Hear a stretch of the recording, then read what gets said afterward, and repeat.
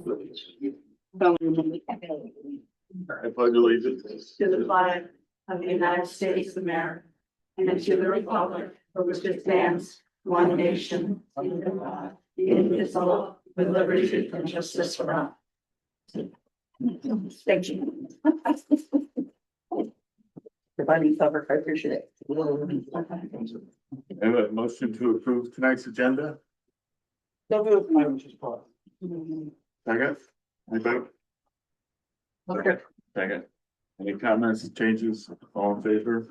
Aye. Opposed? Thank you. We're gonna have time for public comment now. Because there's so many people, we're gonna really kind of stick to our 3-minute policy as we on the subject. For those of you who have been here for the first time, we don't really answer any questions during this period. We just collect information and we discuss those issues during our debate over the budget coming up. So let's probably start with public comment. Whoever first, come on down. You can just stand up from your seat. I think we can pick you up. And just state your name and your town. Maya. Hi, do you want me to come up there? Yeah, it would be better for the microphone. Yeah, probably. You can get your steps in. Absolutely. So, hi, my name's Maya Liss. I'm a resident of Durham. And I know you received a letter from me personally. I'm here as a member of the POPS Parents of Performers Executive Board. You also received a letter from us with regard to the proposed elimination of stipends for the jazz combo and the jazz band club at Strong. And so you know our feelings about that, but I also just wanted to share, we created a petition to ask that $6,460 stipend please be kept in the budget. We only posted our petition 72 hours ago. We've already had 355 people sign it. I think that's a very significant portion of people who have even turned out to vote for the budget. So not a lot of money, big impact in our community. Please keep it. Thank you, Maya.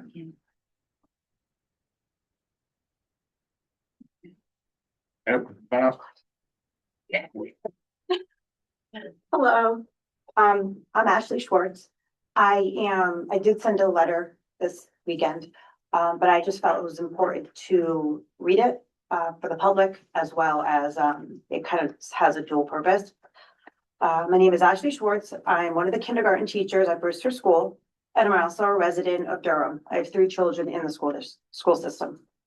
I'm speaking tonight to advocate for keeping the kindergarten classroom at Brewster. There are only 1 student away from max capacity. The board recommended max capacity of 18 per class. If we go down to 4 classrooms, that's 3 classes with 18 and 1 with 17. And we usually do get a few more enrolled before the start of the school year. The same scenario did happen 2 years ago, and we ended up opening the classroom over the summer because more enrolled. Our classrooms cannot comfortably accommodate more than 18 students. Even 18 can be tight. Having smaller class sizes in the foundational years is so important to allow students to grow academically and socially. Kindergarten is the first formal school experience most of these students will get. We teach more than just the academics. We teach them what it is to be a member of a school community.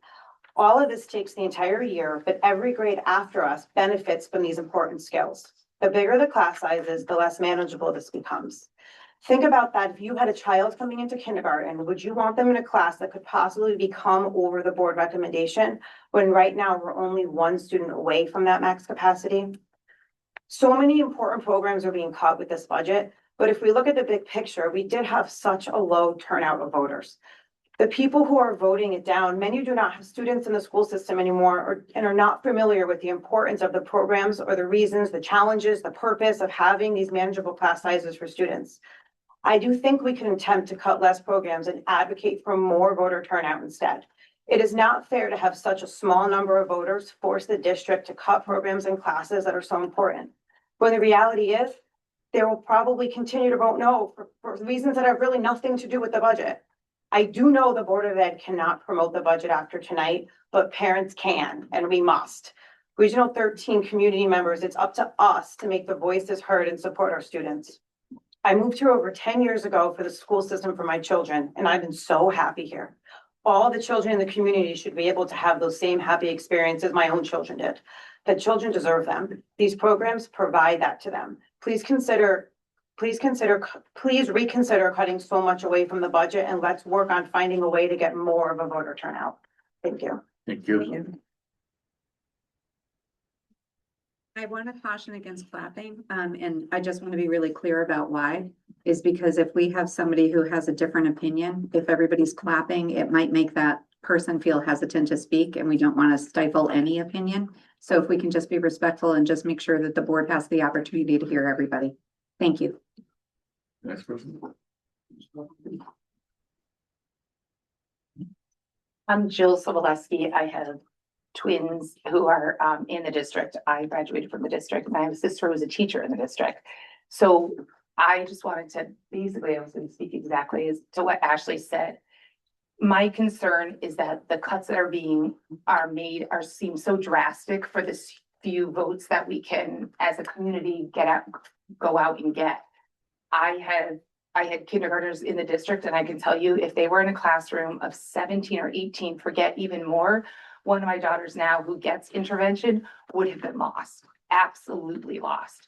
I do think that what we need to do is look for more indirect cuts rather than an English teacher at the high school or a kindergarten teacher. I think we need to be more aggressive about getting votes so we can get those 50 or 70 votes that we need for yes, rather than making these drastic cuts that are going to directly, absolutely affect our students. And it's scary to me to think that if my daughters were in a class with 18 kids, one of them absolutely would not have been caught until probably second or third grade. And I really do think that that's huge. So we need to reconsider.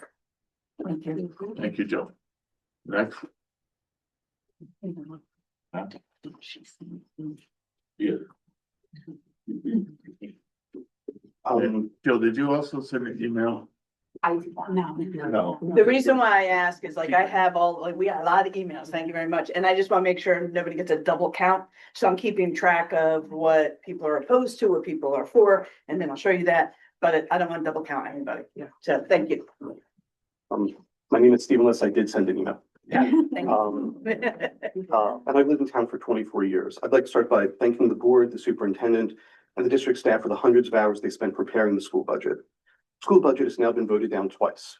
On May 5th, it failed by 140 votes. The budget was then reduced by a mere $238,000, representing a little over 0.5% in the budget. And yet on June 2nd, the budget failed by just 31 votes. The number of no votes actually increased by 124, but in that second referendum, the total number of yes votes increased by 233. So in other words, of the extra 357 people who voted the second time, 65% of them voted yes. I don't believe that cutting the budget moved us closer to passing by converting no's. People just weren't paying attention, and on the second referendum, new voters showed up who overwhelmingly voted yes. So what should the board do? I don't believe you can cut enough from the budget to convince no voters to switch. Look what the superintendent has put forward as options to cut now. A high school English teacher, a kindergarten teacher, an instructional coach and interventionist from the elementary schools, not to mention the $6,500 from the music program, eliminating the high school jazz combo, the middle school jazz club, some of the few avenues for students who are artistic to explore their passions. I would suggest altering course and increasing the budget. Reinstate the cuts from the original budget, reinstate the music teacher, the speech and language pathologist, the elementary school teacher from the original budget, and let parents know that you're fighting to provide the resources their students need, but you need their help, you need their vote. Again, you spent hundreds of hours on the original budget, so you know better than anyone, not just what the budget provided, but the small extras you each hoped to offer our students, but ultimately cut along the way in the hope of avoiding the budget fight. Well, you have a fight anyway. You might as well fight for something you can be proud of. So I urge you to reinstate the original budget and more. Thank you. Thank you.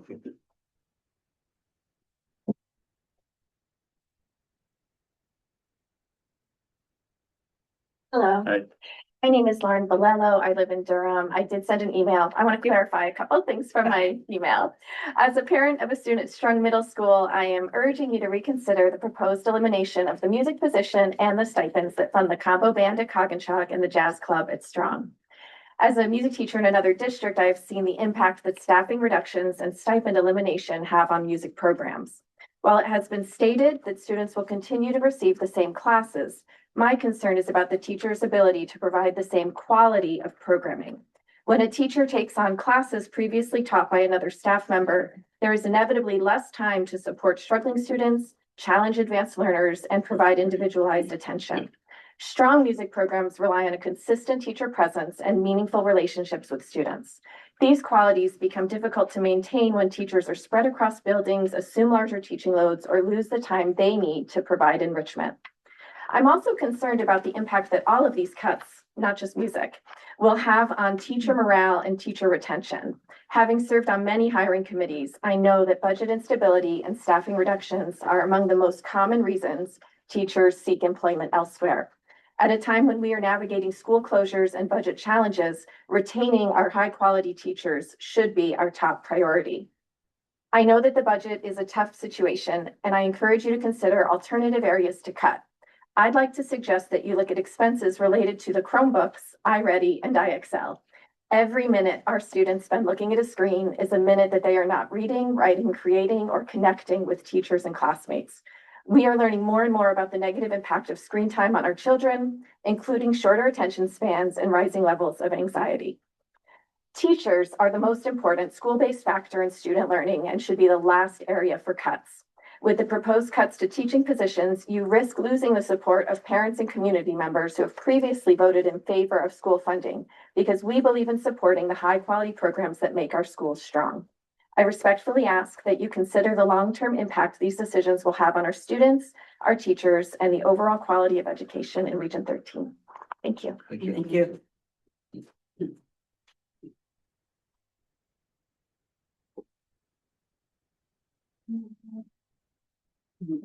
I think we need this online, just FYI in the Zoom. Hi, Eileen Buckett. I'm from Durham. I'm here talking as a parent, not Board of Finance, about the music cuts. So I'm not in support of the music cuts. It's not a lot of money. I think all of you know me at this point, and my daughter just actually got the POPs scholarship, and she got that because she was in all of the music programs that exist here at Region 13, and she took advantage of, I went through high school with her, but she took advantage of all of the music programs. For those of you that are at the scholarship event, heard them talk about her, actually, they didn't say that it was because she was a good singer or a good saxophone player. It's because she learned leadership.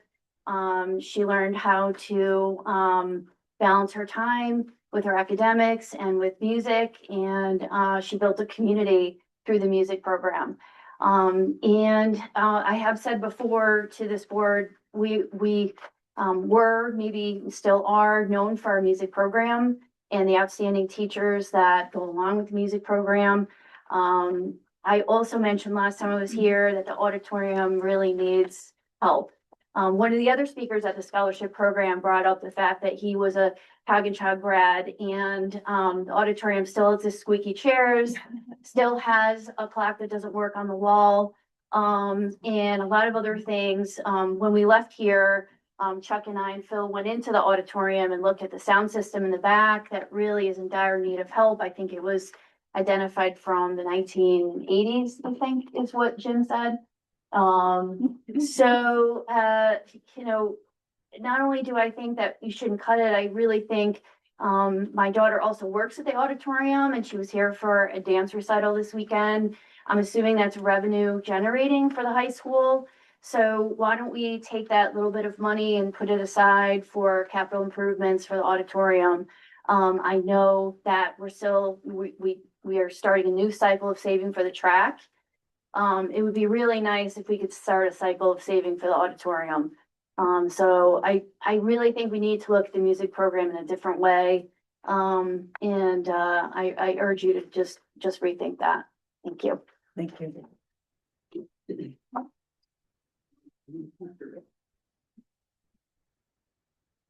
John didn't write it, whatever. Hi, my name is John Mateo. I have a son who's in 8th grade strong, who is both in jazz band and varsity basketball. First of all, I'd like to thank the board for the consideration. I know how brutal this process must be. I'm not personally sure that direction was given to you guys in terms of why the no vote, especially in the first round, that it was necessarily fiscally the reason for so many no's. I think a well-rounded student is the prime thing that can come out of our education system. Music, athletics, other things outside of the classroom are really important. His growth through the jazz band at Strong, and I know from his basketball team and the town travel team for the 8th graders that several of the boys are just deciding about their high school choice for this year. And collectively as a team, they decided to stay together. So I know several decided not to choose other schools for the coming year based on the results and the camaraderie they had in the basketball team. And the elimination of the freshman boys team would significantly impact that them in that step. So I know it's a difficult decision, but please keep everything in mind. Thank you. Thank you. You didn't write all.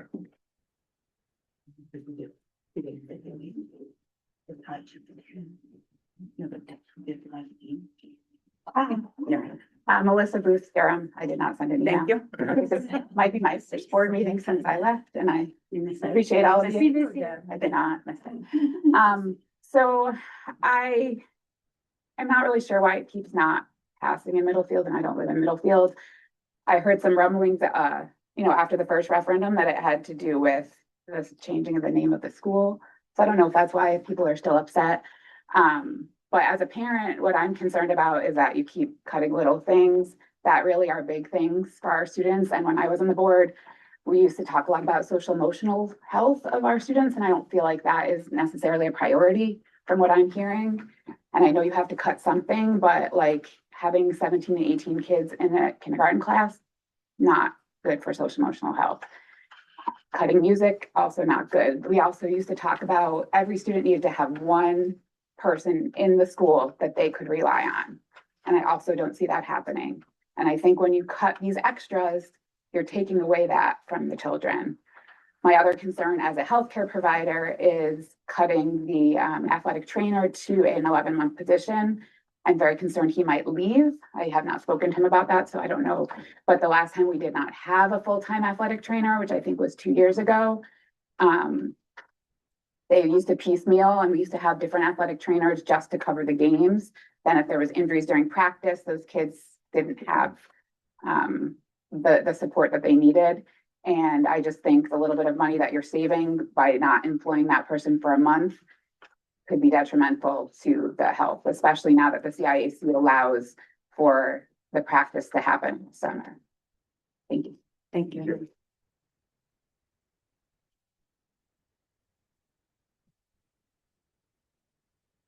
Anybody else? Good evening. My name is Lauren Hall.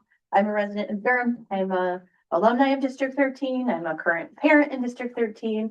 I'm a current educator in District 13. And there's been so many amazing points that I don't want to duplicate, but that are so true. And I know you're in such a difficult position, right? No one wants to take anything that we value away. But I think the one thing that makes District 13 special from the people who come back here to raise their children because we thrived here and we loved it here, or we come back to join the staff because we loved it here, we thrive here, it's the people.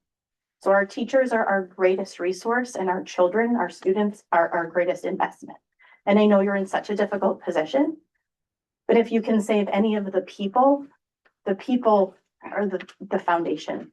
And the stuff is amazing and important. But if you can protect our people, because that's what matters, and that's what's District 13. Thank you so much for your time. Thank you. Thank you.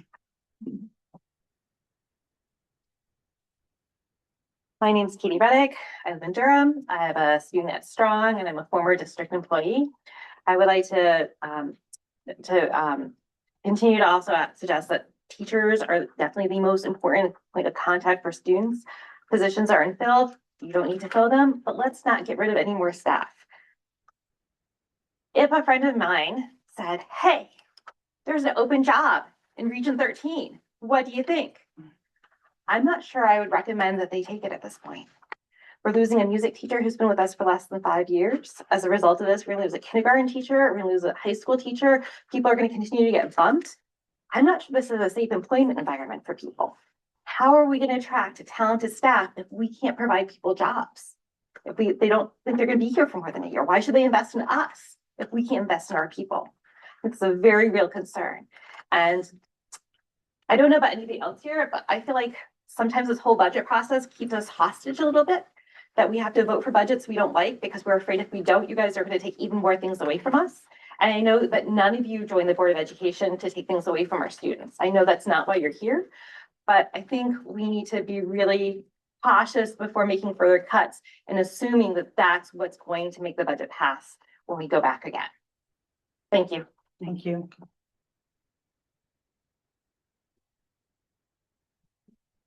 If there's somebody else at the moment online, do we have any?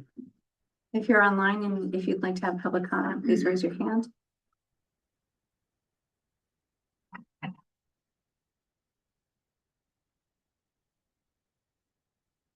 We have Lori Fusco.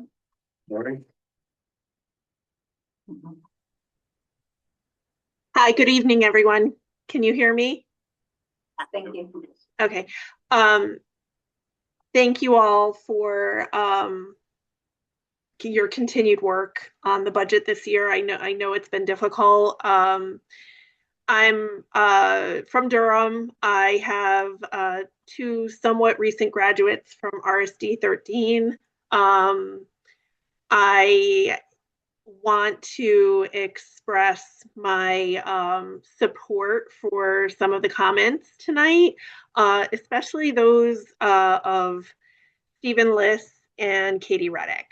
I fully believe that we have to, in addition to resolving the current situation relating to this year's budget, we have to look forward to potentially changing how the rules are with this process so that if it fails for the second or third time, it reverts back to the first one, and something has to change. This costs the money, the towns, each of the towns, a lot of money to put on these votes every time.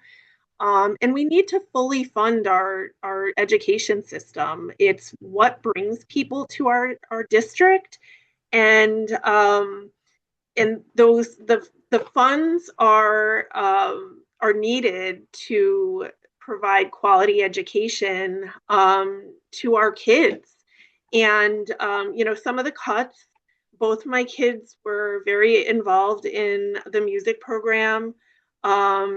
They were on track and field during a time where there was not an athletic trainer and one of my sons suffered a stress fracture that was not caught and was in a wheelchair for several weeks. So those are just some of the things that, we have to consider. And I would fully support going back to the first budget and just beginning to ask community members and organizations to fully back it and get more involved. Thanks so much for listening. Lori? Thank you. Anyone else online? It's Amanda Gandy.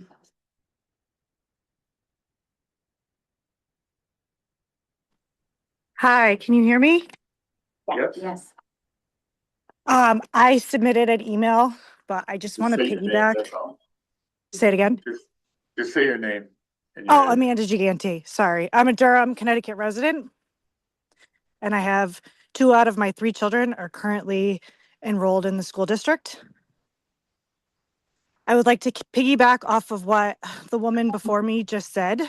Um, Dr. Leggett has put forth a very valiant effort to convey to the residents about questions, frequently answered questions, and answering those questions for residents.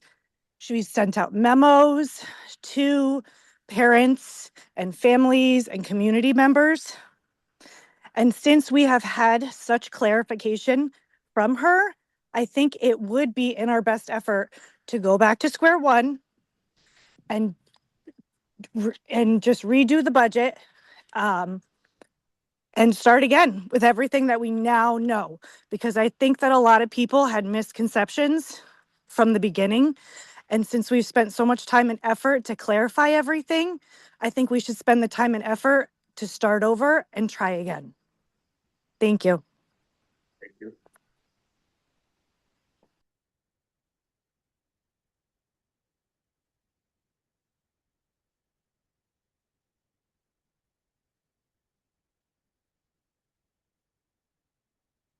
There's a lot of people online, that's why. We have an Angela coming in. Angela.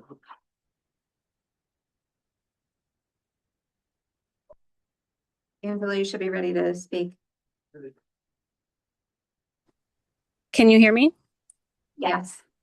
Okay. Hi, everyone. My name is Angela Boudreau. I'm currently an instructional coach at Lyman.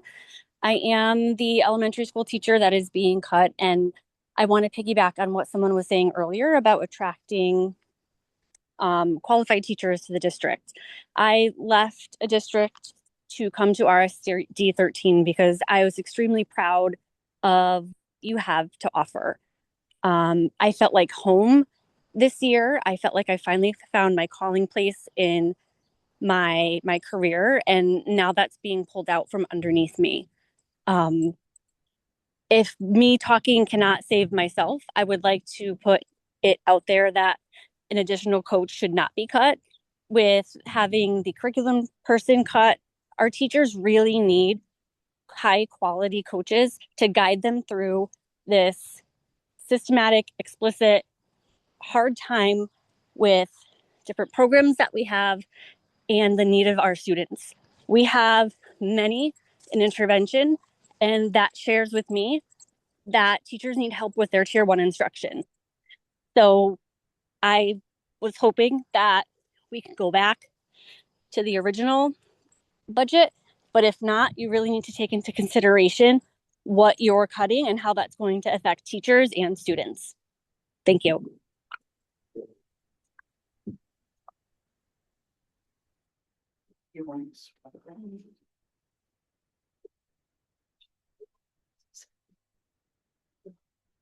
Just for clarification, I'm hearing a lot of this similar, the proposals are proposed from the superintendent. They were not accepted or even discussed yet amongst the board members. I just want to make that, it's really important clarification. They're not coming from the board. It's just simply proposed and we haven't even discussed it yet. So, I've been calling them talking points. yes.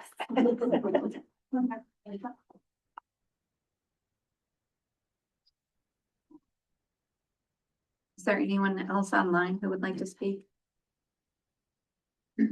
Anyone else here?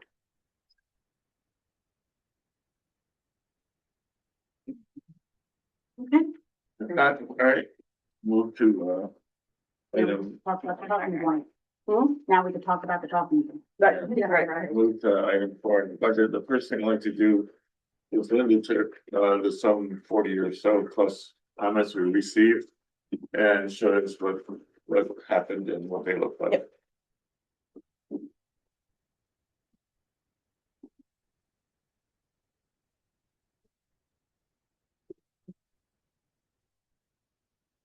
All right, the first thing I want to do is kind of give some caveats, right? Because this was not a scientific study. And so my little researcher heart feels the need to like kind of share with you some of the possible shortcomings, but I think gives us a very good general idea. The first one is that with the exception of the pops, because I don't know how many people that represents. If there were multiple names on an email, the data was entered multiple times. So there were emails that were sent by members of a household, and so that counted as two because they put two names on. There were some sent on behalf of a team of educators with 5 people on it. So theirs went in 5 times. This doesn't really matter because I didn't report it here, but I did have to guess if someone was a parent or not in town, but doesn't really matter. I didn't report out that data anyway. If someone indicated they opposed cuts to student-facing positions, oh, I clicked, nice. I clicked that they were opposed cutting kindergarten English and intervention. So they didn't explicitly say that, right? They were talking about student-facing teachers. So there's subjectivity there that I'm kind of guessing they mean that and not the director or the instructional code. And then finally, most emails mention specific cuts. Just because someone says, I support keeping the interventionist, they may also want the whole thing kept, right? So this isn't in any way a 360 view, right? I'm just reporting out on the emails that we did get, but I want to be clear that it is not a scientific study. Beep. Who remembers that? Thank you. I do that to my students all the time and they don't get it. I'm like, no, we used to have film strips. And if you got to sit next to the film strip, you heard beep and you got to move it. But the kids don't know. They don't know. So, question. Yeah. So when you said the face to face. Yeah. So an instructional coach, to me, is that face? So I'm sorry, if I said face to face, I meant student face. That's what I meant, student Yep, face. So an yep. instructional coach is not considered. So you tell me how they're utilized. Generally, They no, can be they're speech. adult to adult. It's adult learning. So, It's both, I would say. okay, Yeah. all right, well then, even more skewed data. So, yeah, so we got 47 emails. Last one came in at like, Just on the first budget, we had one comment. Yep, That was yep. Eileen. yep. 19 of them were educators in towns in the district. They could have also been residents, right? It's not disaggregated that way. There were 30 were residents. I put the pops in as one. Even though it was 355. Huh? There was a petition for 350. Yes, well, yes. We know there's it. So again, I think that's really good information in a broad scale. Those surveys have a couple of holes in them, but I think it's good to know that there was that much of an upswell of support. Unknown, I couldn't figure out where one person lived, had kids. I don't know. There's also a petition that's not only Well, attached to That's what she Yeah. just said, yeah. Yeah, the petition, Yeah. 300. right. She just said that, Yeah. yeah. Beep. So this is the way only 4 of those emails supported cuts. 4 out of 47. And this is how I'm gonna, oh no, I have it right here, so there was one in support of cutting the director, one in basically one person in the email said keep all those cuts, thank you very much. But so there were 3 specifically mentioning the interventionist, 2 specifically mentioned the tech cuts. And then again, that one person, an additional person said, hey, what's up with huddle? So there were 44 emails. However, what I did while y'all were talking, if you hadn't sent a email, I entered your information here. And if you look at the bottom where it has combo band and strong jazz band, I put the asterisks there to remember that there were a large number of people who are supporting keeping those in. So 10 people want to keep the director, 24 people want to keep the kindergarten teacher, 29 want to keep the English, 18 the instructional coaches, 20 the interventionists, boys basketball 5, girls basketball 3. How dare you? Oh, freshman. I'm sorry. Do I get an asterisk for basketball? Certainly, actually, no, I think I added yours in already though, because like I said, I was keeping track as everyone was speaking. 2 oppose the fall cheerleading assistant coach, 12 plus specifically mentioned the combo band, 13 plus specifically mentioned the strong jazz club, And then two here this evening mentioned, the trainer. Beep. And then these were ones that were, it was open-ended. So I found this very interesting. 6 people said, hey, we could reduce the athletic director either to part-time, or apparently they used to be in the teachers bargaining units. They said you can put the athletic director back into the teachers bargaining unit. The idea, somebody suggested looking at, you know, the opposite of a full-time, can't we look at an ad hoc trainer as needed? 2 people said, hey, the football, we don't have enough kids to host football. Can one of the other districts in the co-op host it? 2 people said, hey, look at the stipends for clubs and like service at events. So like ticket taking or things like that. So 2 people mentioned cutting down on supplies. 2 people asked to reinstate the music teacher who was cut. 3 people said, hey, look at the profession. Nobody said, hey, I'm saying, hey.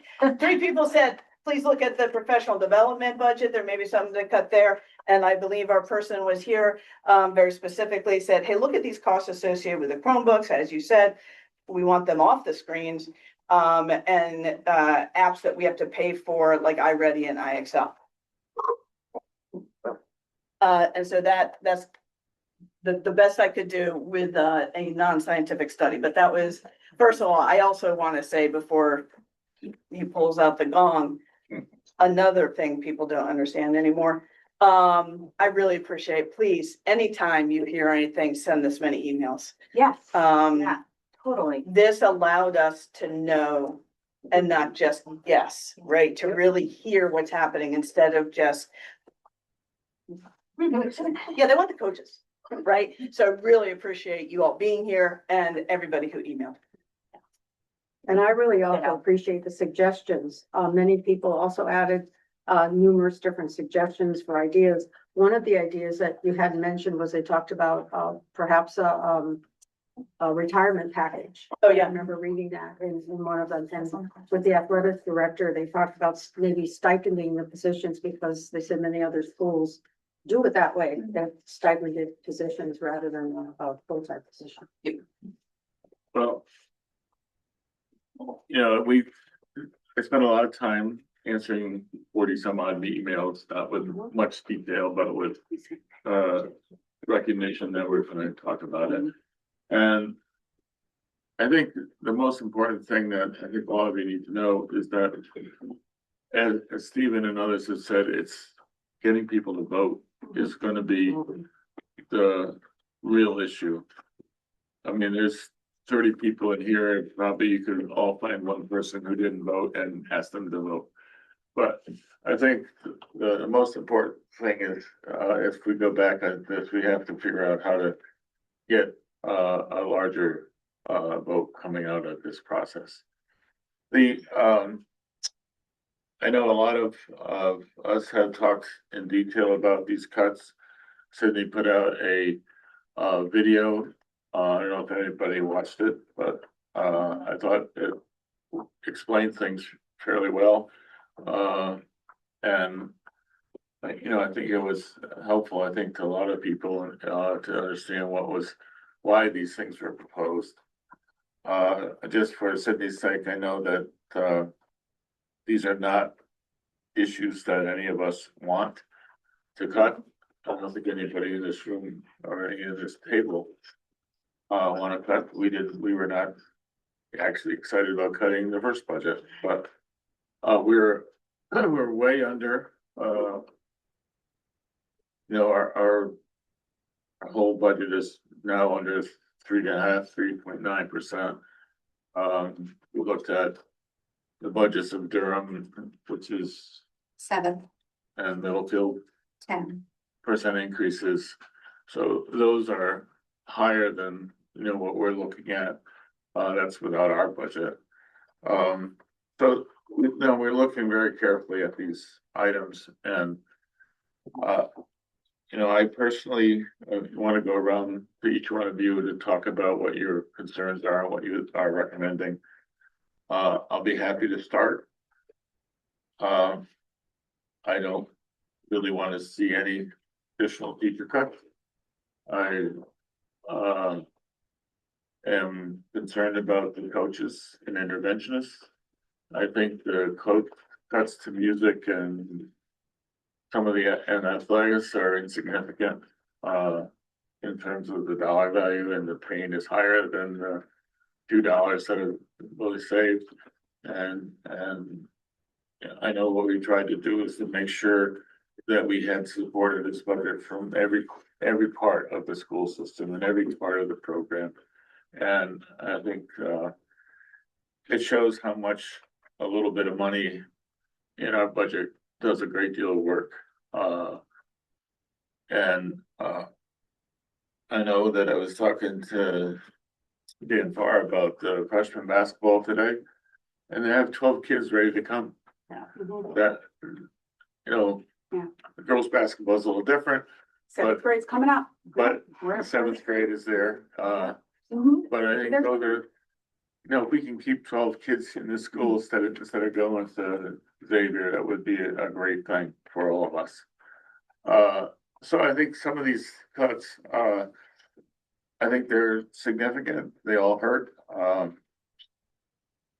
would like to go back to our original budget, but I think if necessary, I would look at the position that's vacant, which is the curriculum director. We have a person in that position who has grown very substantially to do that. Liza, and think that we could survive another couple of years under her leadership and move forward, especially with the aid that we got this year. If anybody came to student achievement, we got a great deal of aid from ACES. That's kind of where I am. But that means we don't move forward in an area that is under a student achievement is really necessary. But has at least pain on existing folks. Linda, you want to start? Yeah, I'll go. As much as I would like to go back to the original budget, not gonna lie, I do feel as though people tell us all the time that we don't listen. We don't hear. And I think that as much as I may disagree and the voter turnout was so low, I do think a message was sent. So I do believe we need to cut something. Because the people who did bother to come out and vote spoke. And I think we need to honor that. But first, can I ask a real quick question? Drama didn't happen in the middle school this year, correct? Right. And then, the freshman girls team didn't happen? Didn't have enough players. Didn't have enough players. Mhm. So if we can not fund the freshman girls without like cutting it, right? Is that? I'm not sure how you're asking. Me neither. Are you saying like? So if we cut freshman girls, we're not saying never ever. We're Right. saying that just for next year. Mhm. So what's the 8th grade? Yeah, so I will vouch for the 7th grade girls. Right. That play basketball, hence why I have my Knicks shirt on tonight, big basketball Boo. fan. There's like, there's probably at least 10 7th grade girls coming up that play. But I will say the 8th grade girls, I think there were only 3 or 4 that played on the middle school team, so I would imagine, I don't Right. know. And then what, they won't go to the JV games, can they absorb, say, up to 5 kids? For girls, yes, I think for girls, boys, yes, they would probably yes. have to make Yep. cuts. Okay, yeah, we don't want that, yeah, okay, so where I'm coming in is, so we don't fund drama. We don't fund the freshman girls. We don't fund Hubble. I haven't heard a particularly, upswell for the assistant cheer coach, so I would cut that. I would, wait, I thought I had one more. Please hold, your call's important to me. Oh, if they found that money in the technology cuts, I suspect we can cut it. And then I do not want to cut a human, and then we're cutting positions, but they're attached to humans. So what part of the conversation I would like to have here is, I see that a compromise can be made in either cutting the director of teaching and learning or an instructional coach. That if we push through the director of teaching and learning, then that person and Liza or whomever is gonna have to pick up the slack of one of those instructional coaches. But that feels like for our students and our teachers, a decent compromise to cut one of those positions. But I would definitely, I don't think we should cut both. And everything else, I think we should keep our kindergarten teacher, keep the English teacher, keep the interventionist. I can go either way. I was here when we did hire a full-time athletic trainer, and I do remember that it was because we were without trainers at very important times. And to the kids' health and safety was dangerous there. And I heard what somebody said about like who would take an 11-month position. Maybe we can find a parent who wants a month off. But so so I'm fine with keeping all those in. I think the big move on our part is in that curriculum area. And in the curriculum, just that 14,100, that's just various like PD, like you would add that, you would cut that as well. There's one here, not the person, but the other. We had some software, professional development, support supplies, those kind of things. Sure, got it. So how much would that be saving? Just the ones that you listed? So if the middle school drama, the freshman girls basketball, the fall cheer assistant coach, the huddle technology. And then the 243, 635. Is that with the curriculum director or the instructional coach? That is the curriculum director. That's keeping the curriculum. That's cutting. That's not. curriculum director. What if we keep, so if we keep it, But if we keep the curriculum director and eliminate an instructional coach. well, okay. No, Well, to and me, then- they're two yeah, so- different, they're two different roles, like, to Right. me, like, I don't know, I would have a hard time cutting the coach in to keep I want both, like, I, Lucy, you wanna? Okay, I'm gonna talk about things that I think we should keep in. We should keep the kindergarten teacher in. We should also keep the English teacher.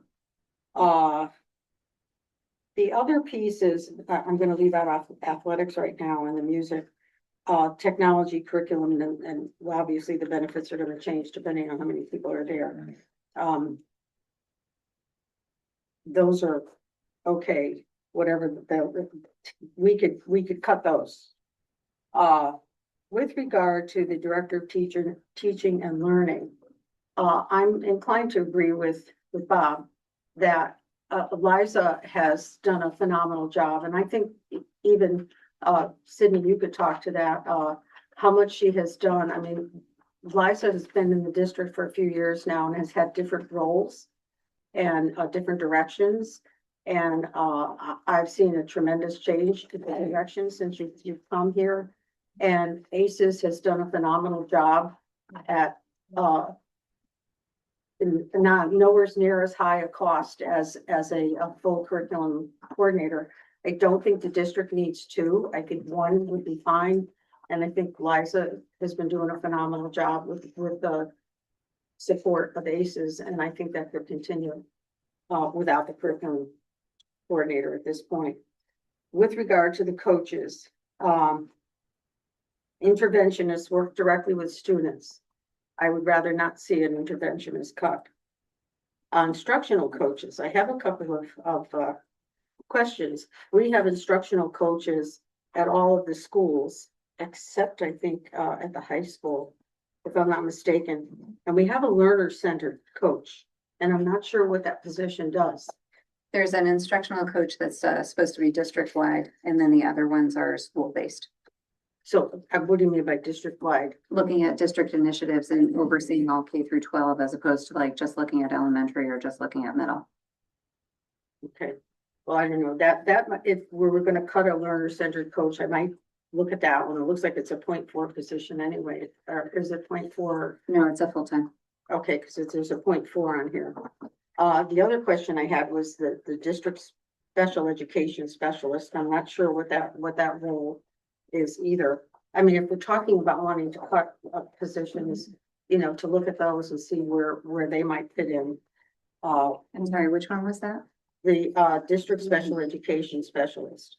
The review all the IEPs. Because Oh, I would like to see one of the instructional coaches positions be cut this year, but not the interventionists. Okay. Are you talking about the building coaches, like ones that are in the building, or you're talking about the learner center? The district-wide, just the District-wide. learner center. That's Yeah. the district wide. District-wide, including, I'm assuming learner-centered coaches in the same pool. If They're all in the same- instructional coaches. If they're yes. in the same pool, then, Mhm. you know, that. Quick question, if we cut one of those positions, it's up to the leadership to decide the deployment, Right. correct? Yes. Yeah. Yes. Okay. Just- With regard to, the athletics, I know that the director of teaching and learning is an administrative position, but we've had several comments about the athletic director. And it struck me when I read the comment that, many other schools just have that position as stipended, maybe between one or two, people, teachers, whatever. And I think that might be something, if we need to do any other cuts, that could be looked at as well. I think I'll agree with you, the fall cheer coach. But the athletic trainer, I remember we hired someone because it wasn't just that when we had some people come in that they weren't always available, there were different trainers that came in and they didn't know the students. So that was a big piece. So cutting to 11 months, I guess my question would be, is there a month that or so when they wouldn't be needed, that there aren't any sports going on? Mr. Petronio, what's the summer schedule? There you are. I knew you were here. Is it July? Because there's a break right July. before preseason is allowed to start. Summer conditioning is permitted, but July would be the month that it would be proposed. So students wouldn't be affected. Students can be affected, but Oh, they the can. athletic trainer is not there for most of the athletic activity in July would happen earlier in the morning or later in the evening. You wouldn't have someone there that would be there all the time. Oh, yeah. I don't know. I'm kind of not sure about that one. If Puddles subscriptions, we can cut that as well.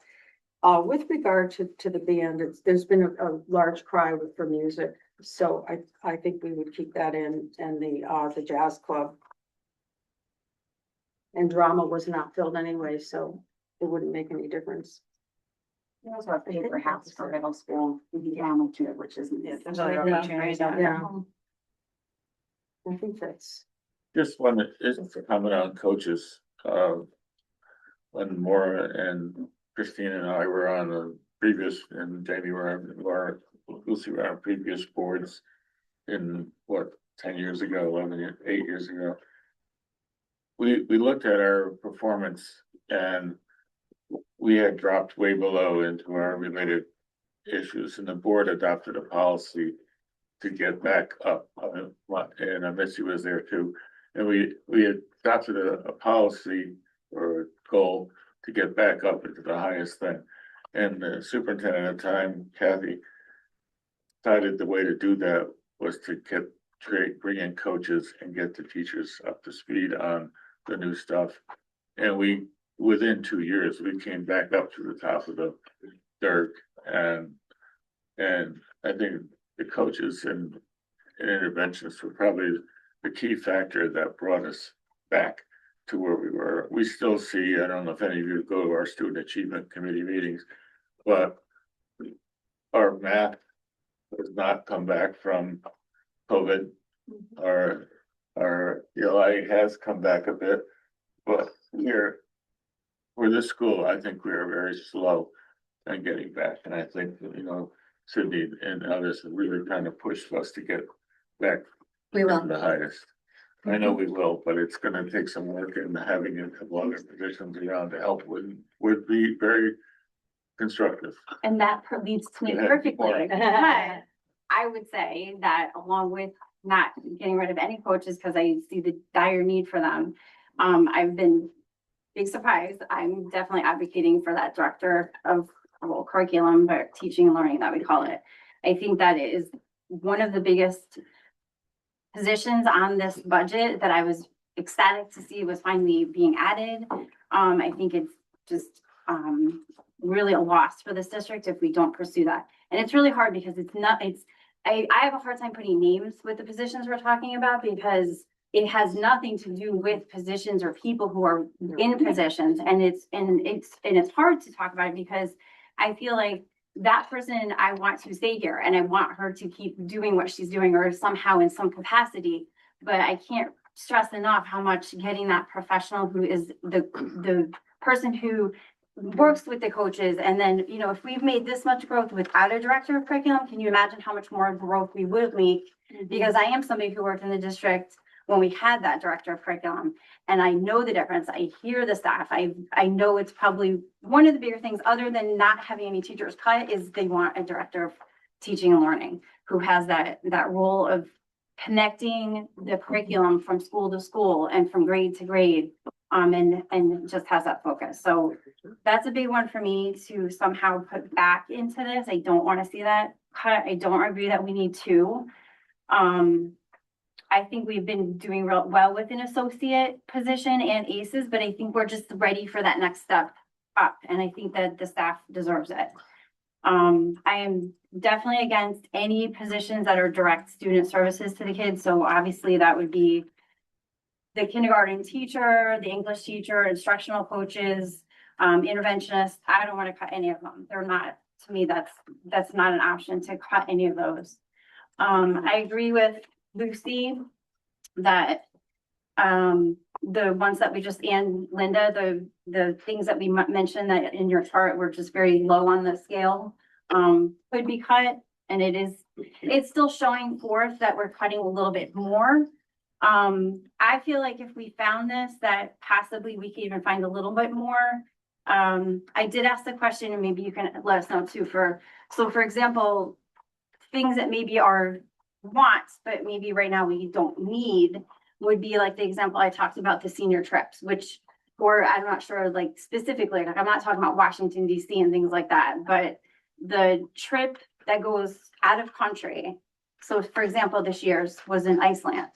So did you find out how many kids actually went on that trip? 12. And then obviously they paid for themselves, but how many staff members went? 2. Just 2 went for the 12 kids? Yes. And does the district pay for them, like in full? No, the trip funds it. So the cost of the kids pay fund for chaperones to go. Okay. There's no district funding that went into. No district funding, okay. Right. But so my point is like, is there anything more like that?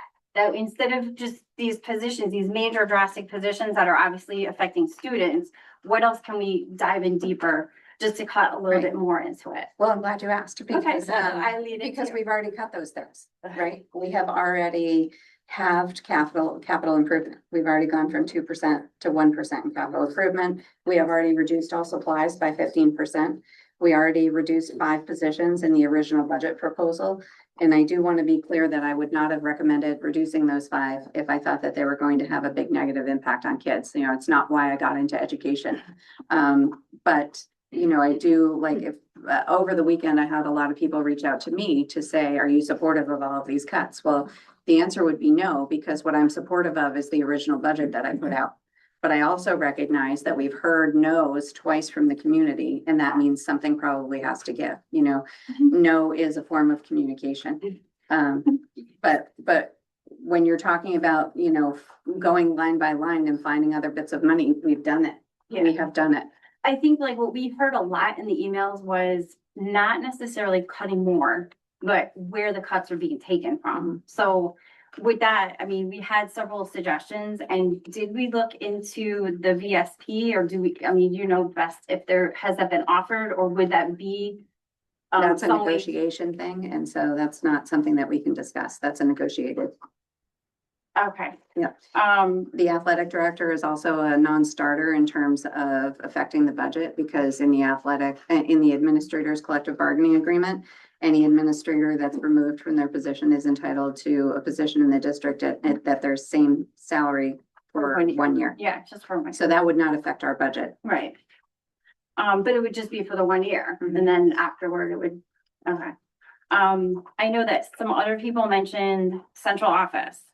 So, there was a mention of, right now we have a benefits coordinator and a payroll coordinator, 2 full-time positions. No, that's one. See, there's a lot of That's why misinformation I wanted that's to going clarify. out. Yeah. They do accounts payable, so Yeah. it's 3 So jobs and 1 person. One person who's doing all 3 jobs. Yes. Okay. Amazingly I so. will actually Yeah. say, if I can take 1 second, because I have that note written down, just so I don't have to come back to it. I'm gonna say it's actually a pet peeve of mine when people say, cut central office, because yes, of course, we don't want to cut teachers, so I think the easiest reaction to say is like, we'll cut someone in central office.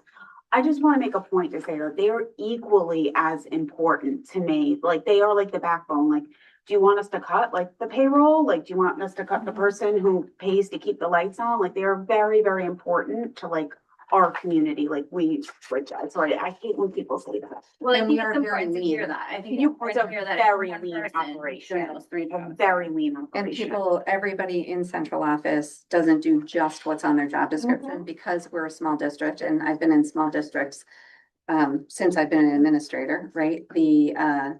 They wear many hats, Yeah. right? So, and they're responding to daily needs of a lot of kids and a lot of families and a lot of staff. So, if we were, I think, if you watched the video, if we were a typical business, we would be running central office with more than twice the number of people that we have.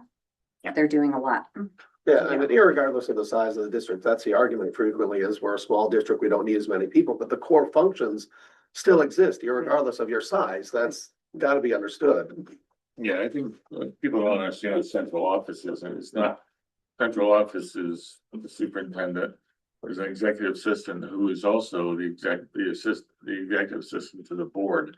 So she does all that activity and makes us legal and keeps us legal.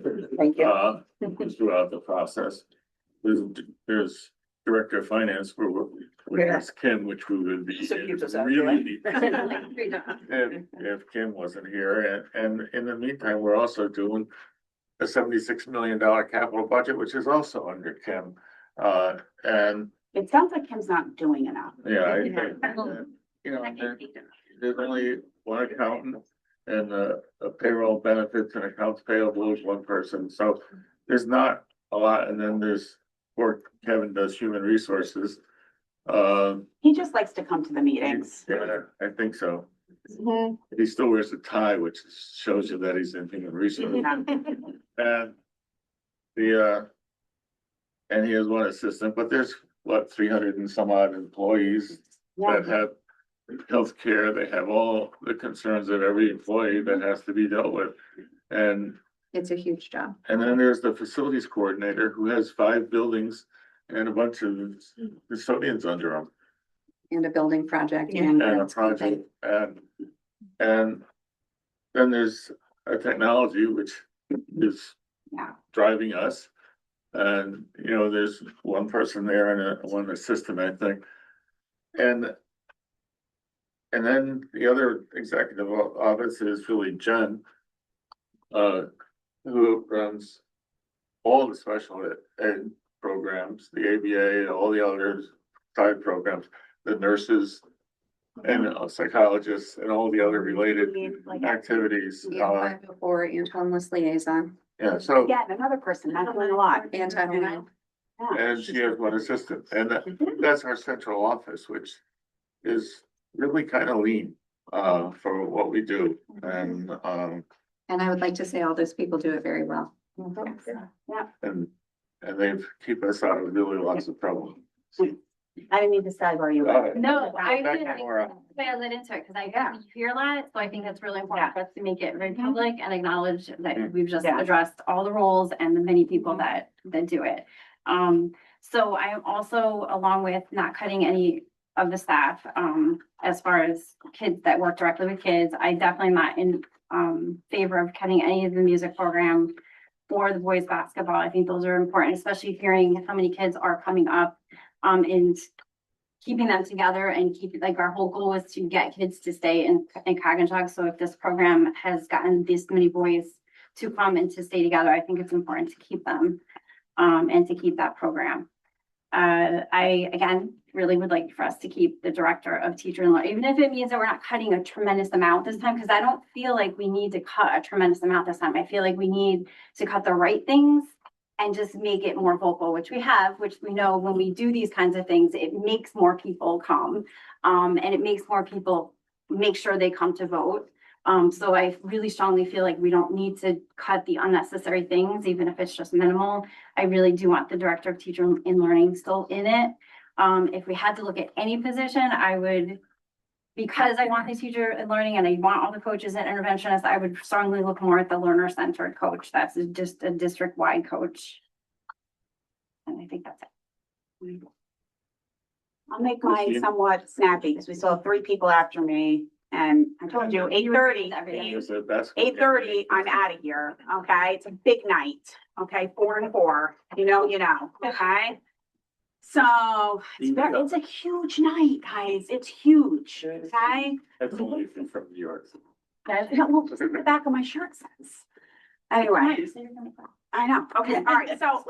So I apologize if I'm word vomiting because I just have like some notes here that I want to get to. So I wholeheartedly agree. I'm not in favor of taking out the director of curriculum, teaching and learning. I'm sorry. I always forget what we call it, but the director position, I really feel like that is something that we need. We need it for the kids. We need it for our staff. We need to get back on track. And I think that's like to your actual exact point, like if we made this much progress this year, having that other person here, like I can only imagine like where we can get in the next 2 years and be back on track.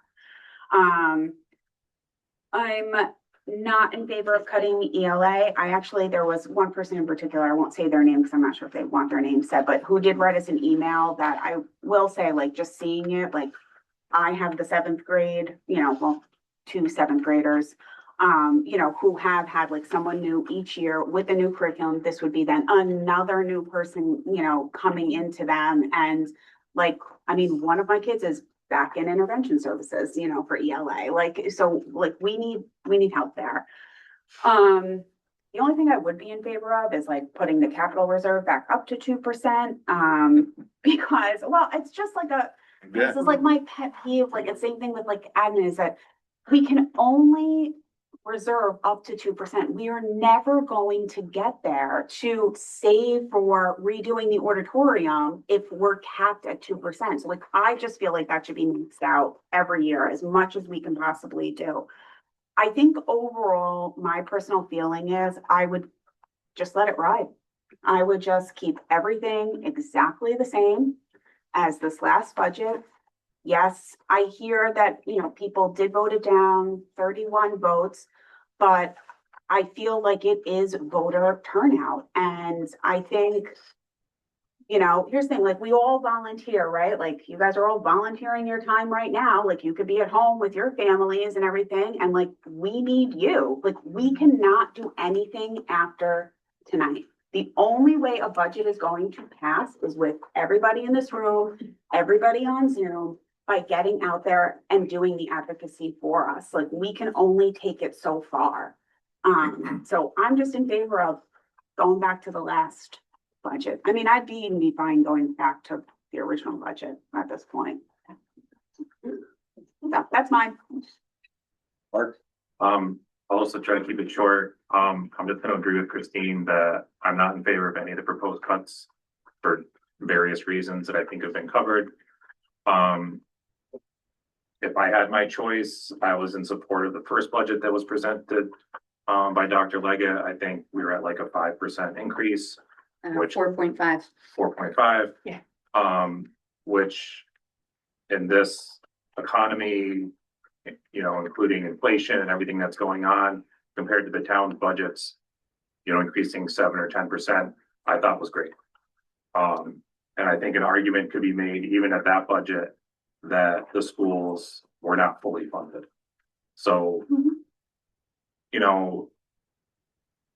and the kind of ongoing understanding is when a budget is voted down, you have to cut, which I think we've heard some of our community members speak out that maybe we need to change our thinking of we're always acquiescing to the no's and assuming that they want us to cut more. But you know, I feel as a community member and a parent with students in the district that it's like you have to vote or else. And I never feel good about that. And I don't feel good as a board member presenting a budget in that manner. And I hear some talk about fiscal responsibility. But I feel like that always comes down to how much can we cut and still get by. And I wrote down a few things I heard tonight that we'll be fine with cuts, we'll survive. We just have to cut the right things. And I think we need to really rethink that mentality where instead of what are we cutting, what are we adding? What can we add? And I'm just going to use one example of, we talk about there was proposed cut to remove a kindergarten teacher and how that's going to affect class sizes and presents, struggles with children and providing services. But what if we added a kindergarten teacher and expanded our services and decreased our sizes? Maybe that attracts more people to this district. So that's all I have. I'm not in favor of any cuts. I don't think we're going to go back to our first budget, but I would let it ride and see if we can get up a little. Before I start, if my judgment's any good, we have a building that's empty and the perception is we should be saving right away. That needs to go away. People see that building empty and it is entirely, if this were communication time, I would have to say numerous people came up to me saying, what's going on?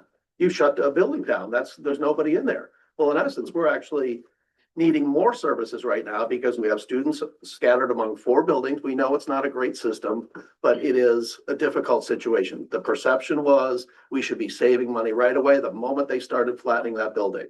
It's not the case. It's not the time. And we did that. Why? Because we wanted to try to eventually hold the line on the cost. That's what it was about for all those years that we did this. But now to the budget itself, sorry. So we have music, that jazz band, no brainer, $6,000, come on. The benefits of a music program are huge. They pay their benefits. There's always kids that don't have a place in the district and they need a place. Yes, I can speak for my kids when they were in the district. Okay, they were little introverts, but they found a place. They were happy there. It made them want to go to school. Look at Dr. Darcy. She may have been an introvert. I don't know. You're young. Band camp. You were a band kid, but look at you now. So that's a no-brainer. I know our original budget it's cutting one music position. You were confident, Sydney, that it wouldn't affect our program, the size of it. I'm fine with that, and I trust your judgment there. I just want people to know we've already done the schedule for music next year. We have not lost any programming. Yep. With that cut. The district-wide instructional coach, I would be fine with not having that. Again, nothing is easier or good, but that would be one place I would look at, certainly. Just my experience when it comes to athletic directors, just from my own experience, we did a stipend position for that. It is a huge job. There's no question to deal with the CIAC and their constant moving target of what you need to do to be in compliance. Not a good situation. Certainly at some point we could discuss that in the future. Well, I won't be here, but when it comes to You'll be up there. Excuse me? You'll be up there. Oh, okay.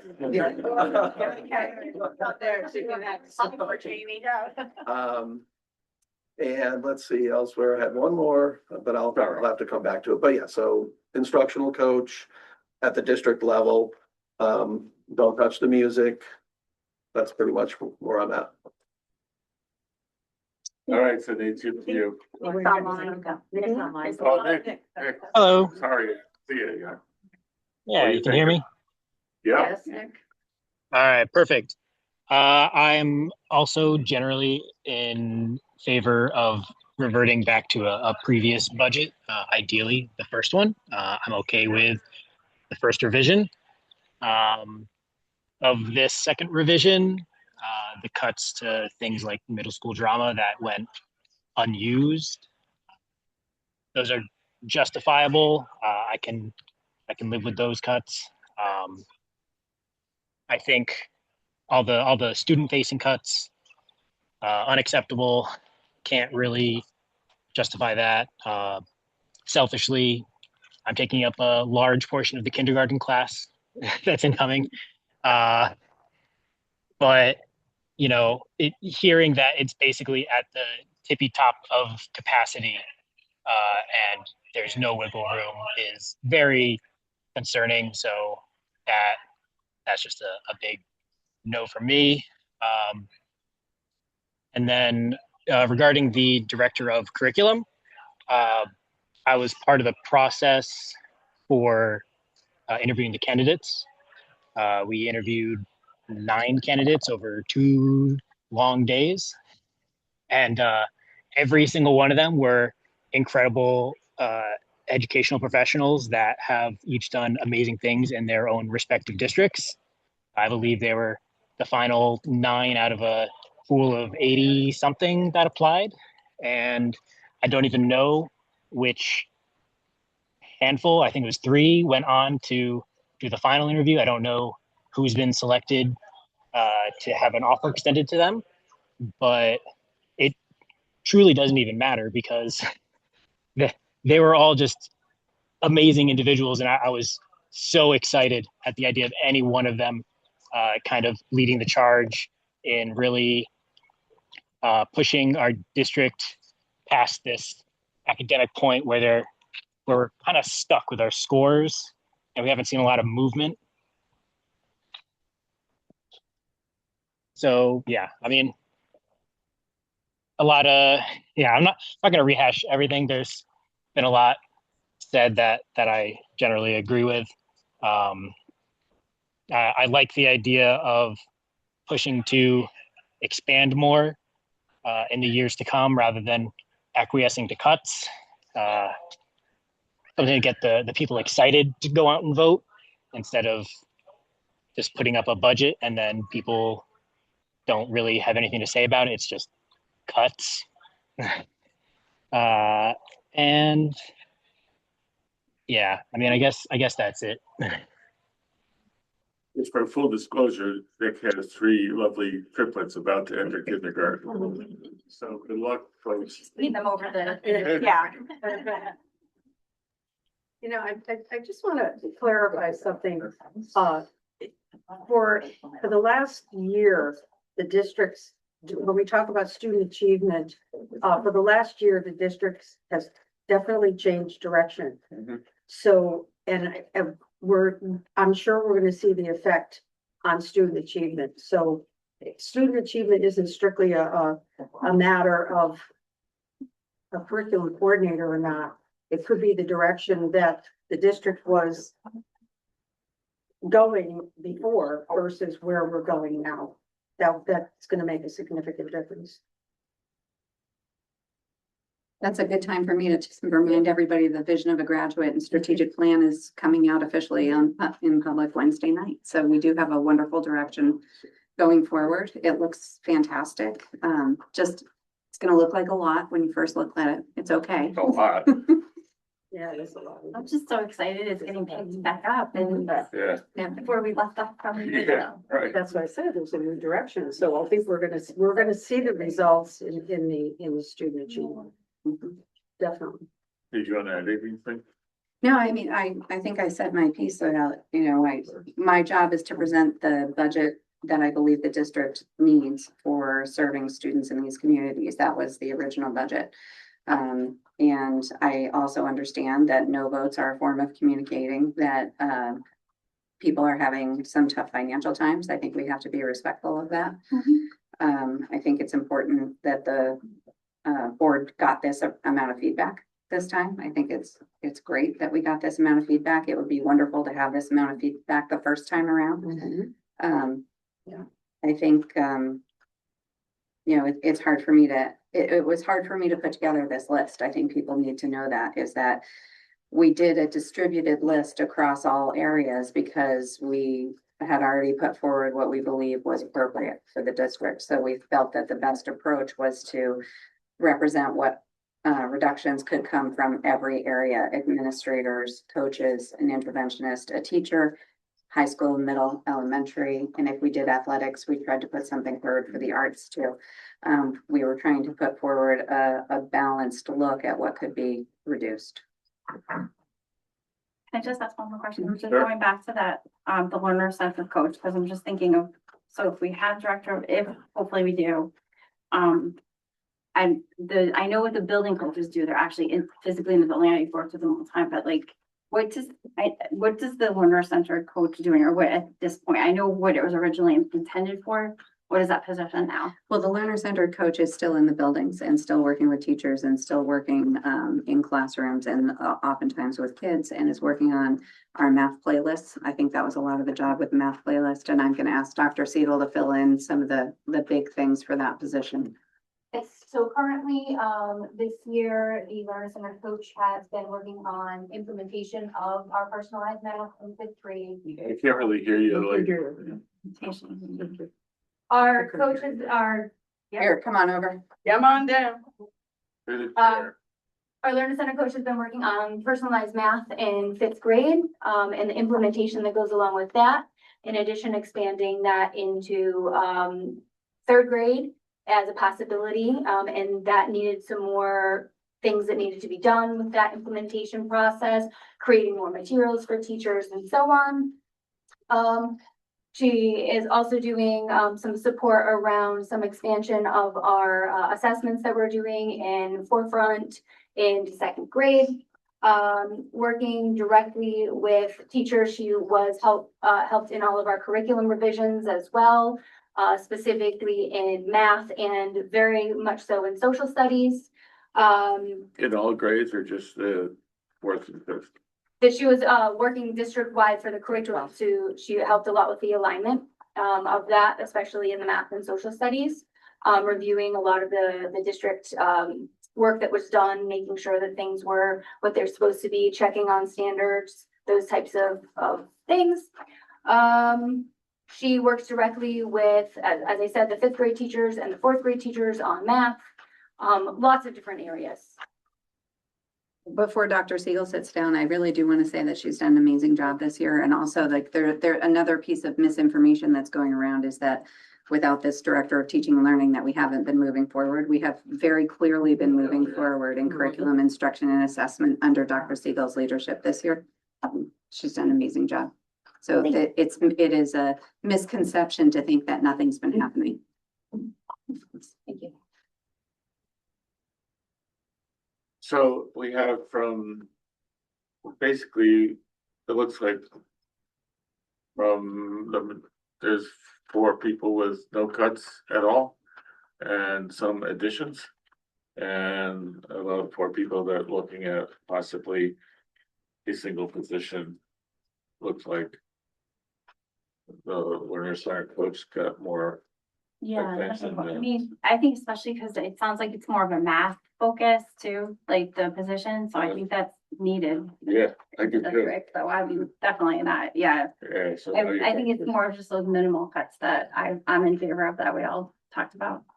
Kim, if we look at, let's say $100,000, can we get that out of those minimum cuts? Yeah. Yes. How about 150? Do I, your. You know, yeah. I think 100. Of course, I mean, they might be hard and unpopular too. you Yeah, know. but we need to come up with it tonight, so. Might I suggest one thing that I did hear, which may be completely unpopular with you all, but, any kind of, supplies, student supplies and field trips, we pay for all that right now. What's the deal with school supplies? Yeah, because that has come up a little bit, and at least in my conversations in the community. So like. We talked a lot about, so we cut 15% across the board from school supplies. Yeah. And then we did in leadership team, when we were faced with what to come up with, we did not want to, like, there was this idea of having families pay for supplies and field trips. The concern is that if we're hearing no votes because families are having tough financial times, the last thing that we want to do is to reduce anything that's going to make something come out of pockets, like family home pockets, you know. So we really tried to stay away from reductions in supplies that might have to be picked up by parents, or like field trip bus costs or transportation costs that would have to be picked up by families. No, that makes sense. We have math Supplies. interventionists in the schools. Yes. If I'm not mistaken, is it interventionists or coaches as well? We have interventionists, math interventionists. Math interventionists. Right, but the instructional coaches will also obviously work with math. Right. Yeah. I believe our teacher of the flag for Good Apple Award Teacher of the Year wasn't that interventionist, right? Yep. I'm just making sure, yeah. Mr. Matt. Under our supplies budget. Electricity, natural gas, heating fuel, gasoline, and bottled gas have all gone up. Yeah, we, try to reduce the supplies budget.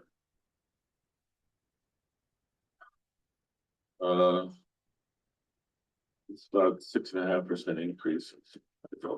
I think Kim might have had some other ideas about.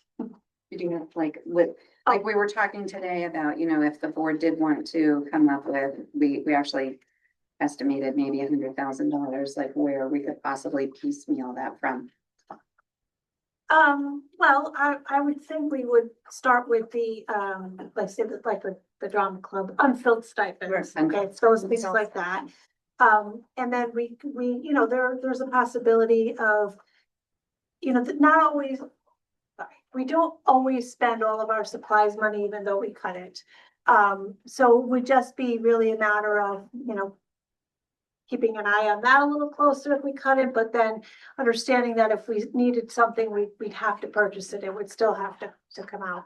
I don't know what else I had, Sydney, you wanna remind me? Do you have in front of you, like, how much do we spend on field trips? Yeah, I do. 27,000. We can't do it this year, but I think that's a place that we can talk to PTOs.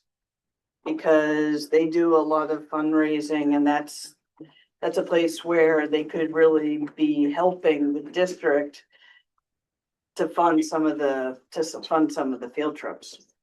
That's actually what in previous districts I've worked in, that's what the PTO did with their money, is they funded field trips. Yeah, they all face challenges with getting enough volunteers for the Durham Fair, and I hope that gets better. It's sad, but true. That would be a complete non-starter for me, is cutting funding for field trips. Like for $27,000 out of a 40-something million budget, I feel like that's. Yeah, I mean, it wasn't uncommon in the past to ask families to pay, but we always had the, what do we call, the Sunshine Fund for those in need. That's what I mean. I'm not trying to cut field trips. But if there's an organization out there raising money that they can partner with us, I don't think that's an unreasonable. Like the band trips are all self-funded partially, aren't they? No. No. But that's just moving. It's the same thing when Sydney says, like, if we take supplies out, then we're just moving that cost back to the families. Yeah. And I'm gonna go back to my comment about not fully funding the school, like. No, I wish money grew on trees. So you guys had somewhere else where there's 100,000? No, it was. But that doesn't equal 100,000. I mean, if you could give the administration direction to. If we said cut 100,000, we could what make does it that happen. do? I guess is the question. We'd have to do unfilled stipends, we would do technology, software and lease, we would do probably curriculum, and we'd probably cut some more from curriculum from those like supply and software and PD lines. There's Coaches positions that hadn't been filled. I'm not in favor of this, but, and I know Christine's gonna kill me, but when we look at capital expenses, I know there's 40 grand in for the bleacher thing. And I'm not saying I support cutting that, but like, before we look at cutting student facing stuff, isn't that? That's a possibility. I honestly don't think we need to cut it. I think we have a lot more support this time around for votes. So if we cut 100,000, that's all we're talking about? Is that right? Let's just say that's it. We were at a 3.7 and a 3.52. 8.7%. Or Yep, Gross. and then a 352 net.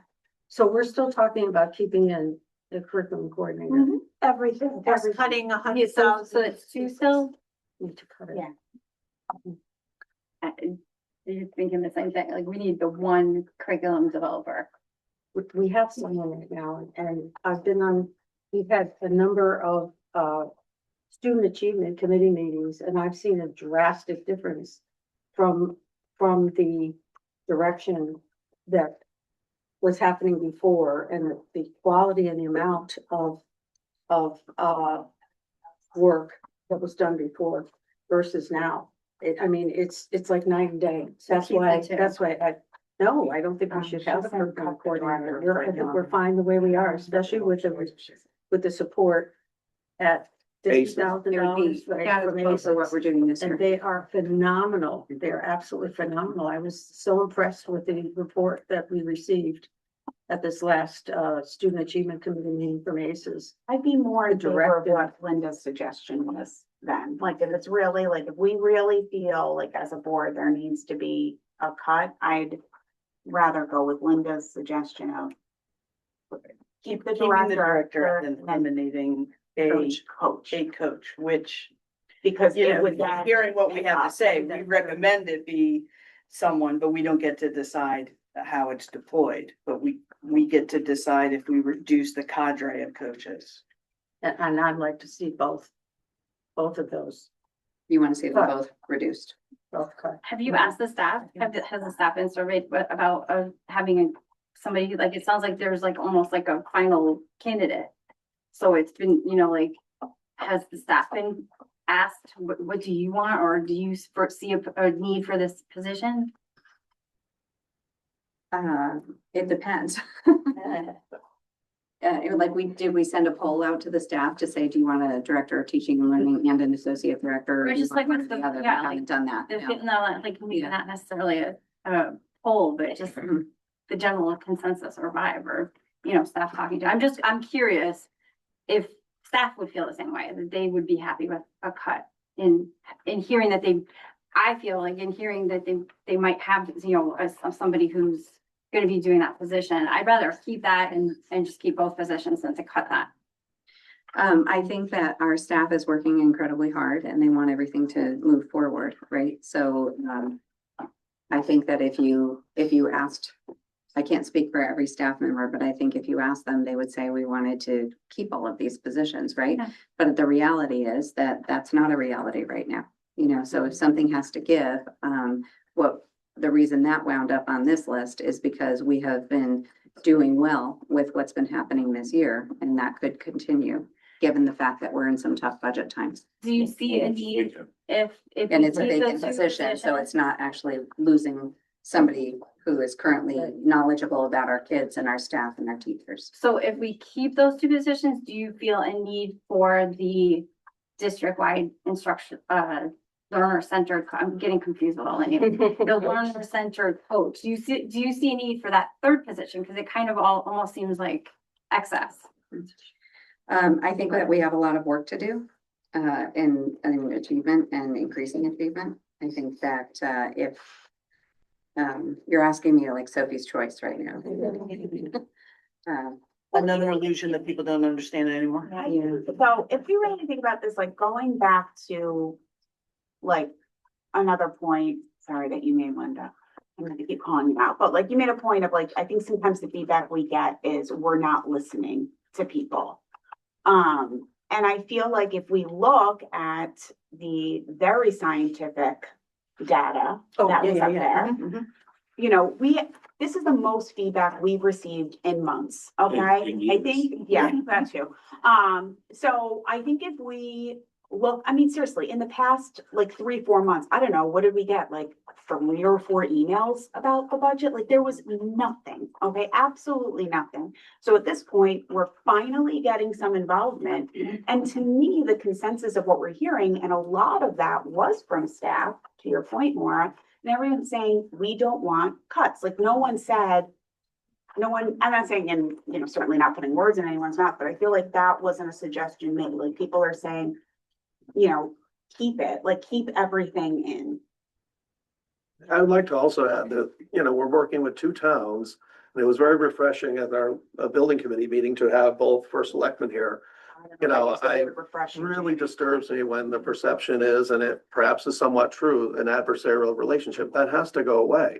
We need to have the selectmen with us as well on a regular occasion because, you know, otherwise we just get the blame for everything and it's not right. Well, looking at you, Middlefield, you know, fine. I'm sitting right here. We are and can and should be a cohesive community. We and I want to go back to just a little bit of pro and con for you to think about, right? If you're talking about reducing a coach or the director, right? It sounds like those are the two things that are on the table at the moment, right? I would say that our coaches do a phenomenal job. I think they're incredible educators. I would also say that we would most likely reduce a coach next year when we go into consolidation. So it would be potentially less impact because it would probably be reduced in the future. I hate saying that, so I'm just going to apologize right now for that for those of you who are amazing coaches.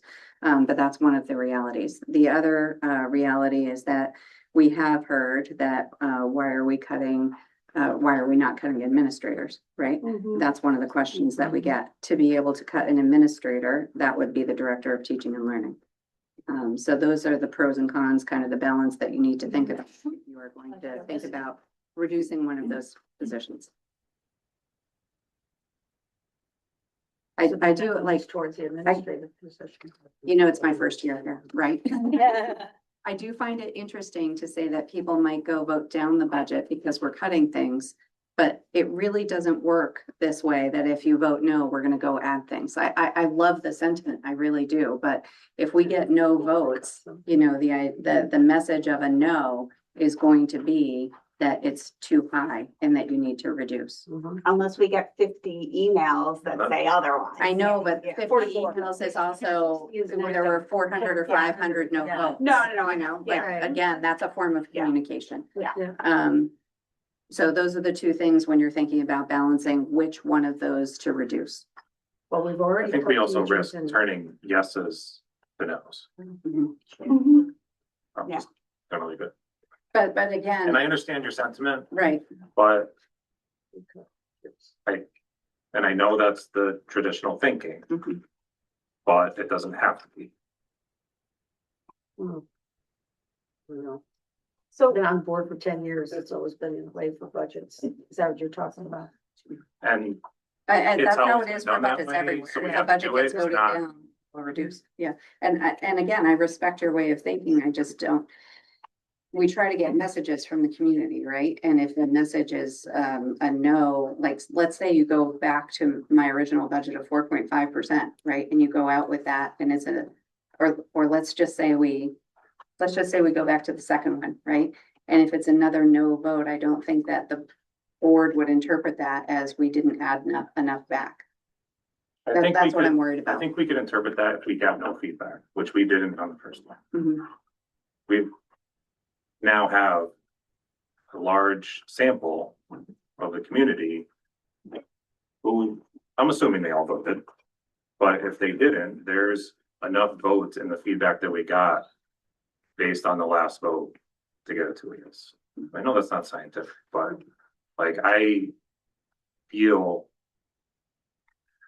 like we're here to provide the best education we can for the kids, and we're not gonna do that by seeing how little we can get by with. But the other odd side effect of this is that if we cut out music, if we don't cut music and athletics and a few other things, do those people say, okay, we're done and don't vote? How do we make sure that 355 people, when we don't cut out the jazz, come and vote? Or they say, okay, we're all set. So we don't know that mindset either. That, you know, those 355 people, you know, if we were sitting in a room and the 400 people were sitting around, we could certainly say, you gonna vote yes? Yeah, right, we never really know for sure, but No. I mean, Obviously, I'm gonna go back, and I've said this before, as a parent, as a community member, I do feel the implicit threat of the budget is you have to vote or it's gonna be cut. And I don't like that feeling. That's true. And now being on this side of the table, feel like I have to express that. And if we can change it, just because it's been done like that forever, doesn't mean it has to be. Yeah, I think that's a process that we have to develop. I don't think we can do it tonight, but I would suggest that, you know, yours and Stephen Listen and others, we need to move forward to get people to support to increase the budget. And why? Every budget we have reduces our enrollment. We're down 35 teachers in the last 10 years. Yeah, the student enrollment has gone down, but they're not all in one class. You know, they're all distributed in 5 buildings.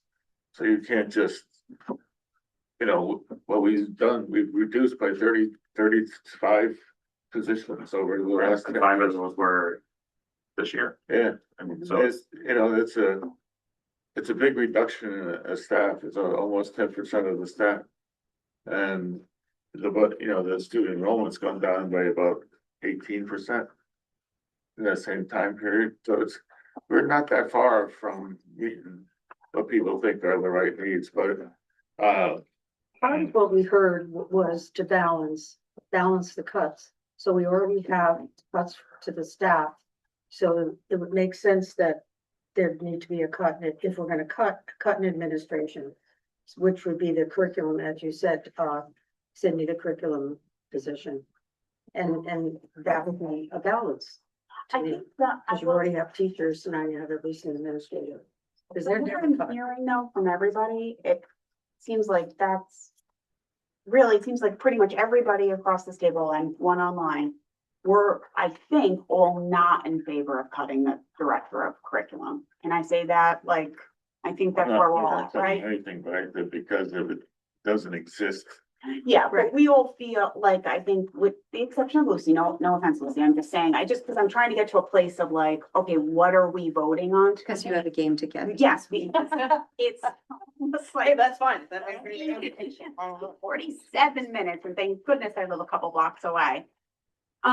So I think that's what I'm just trying to get at. Is, to me, like there's 2 scenarios on the table for us to vote on that like kind of, I think we're probably split 50-50 on. It's either kind of just maybe going back to version 2, the one that just failed, maybe cutting 100,000 out of it. That's scenario A. Scenario B is keeping the director and eliminating a coach of some sort, whether that's district-wide or whatever that might be. Those are the 2 scenarios that I think are actually on the Sydney table. already said that they're probably gonna cut a coach next year, so.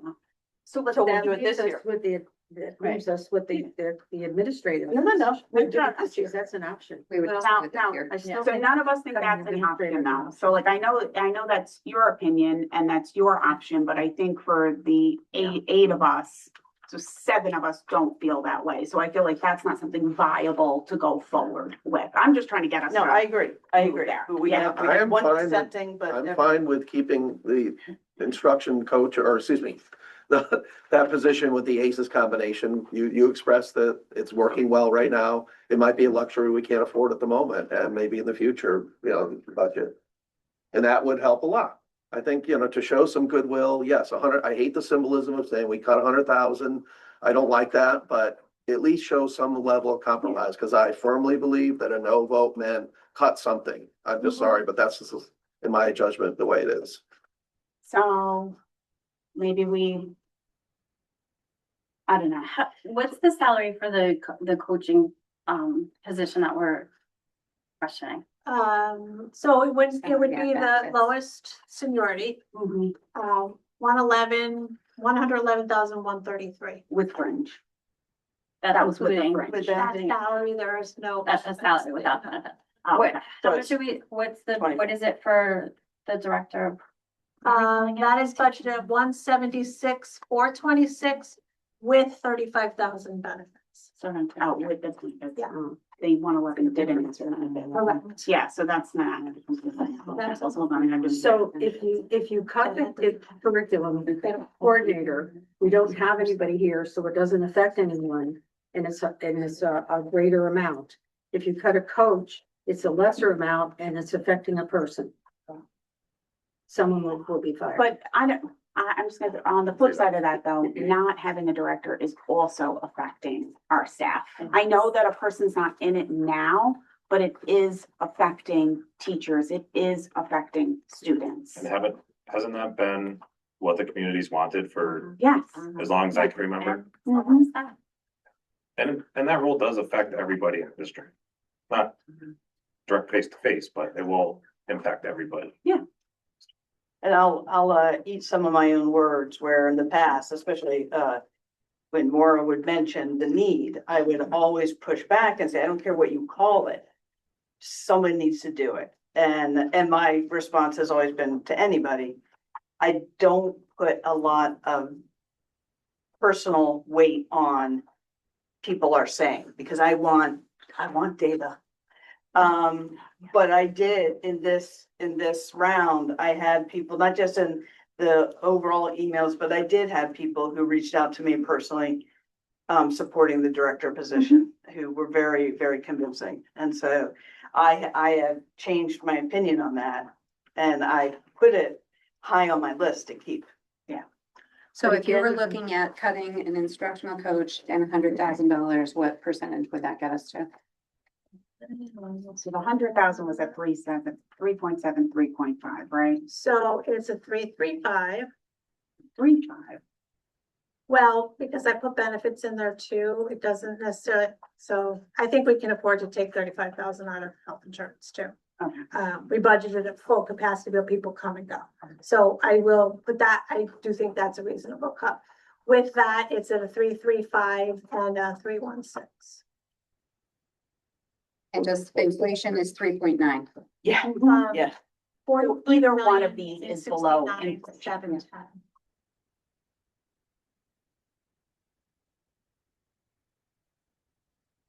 think we're getting close to the consensus, but I'm not sure we're quite there yet. So Christine, you would support keeping the director. I definitely want to keep the director. All I right. mean, I'm not budging on it.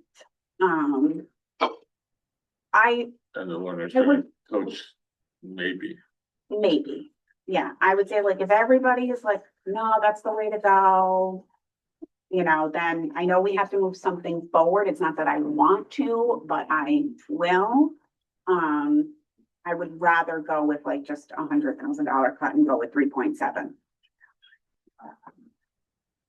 Just take 100,000. Yeah, and call it a 3.7% increase. 150. Low inflation. Or 150, we can get there. 150. Brings us down a little bit. Mm-hmm. Or you're basically keep them all.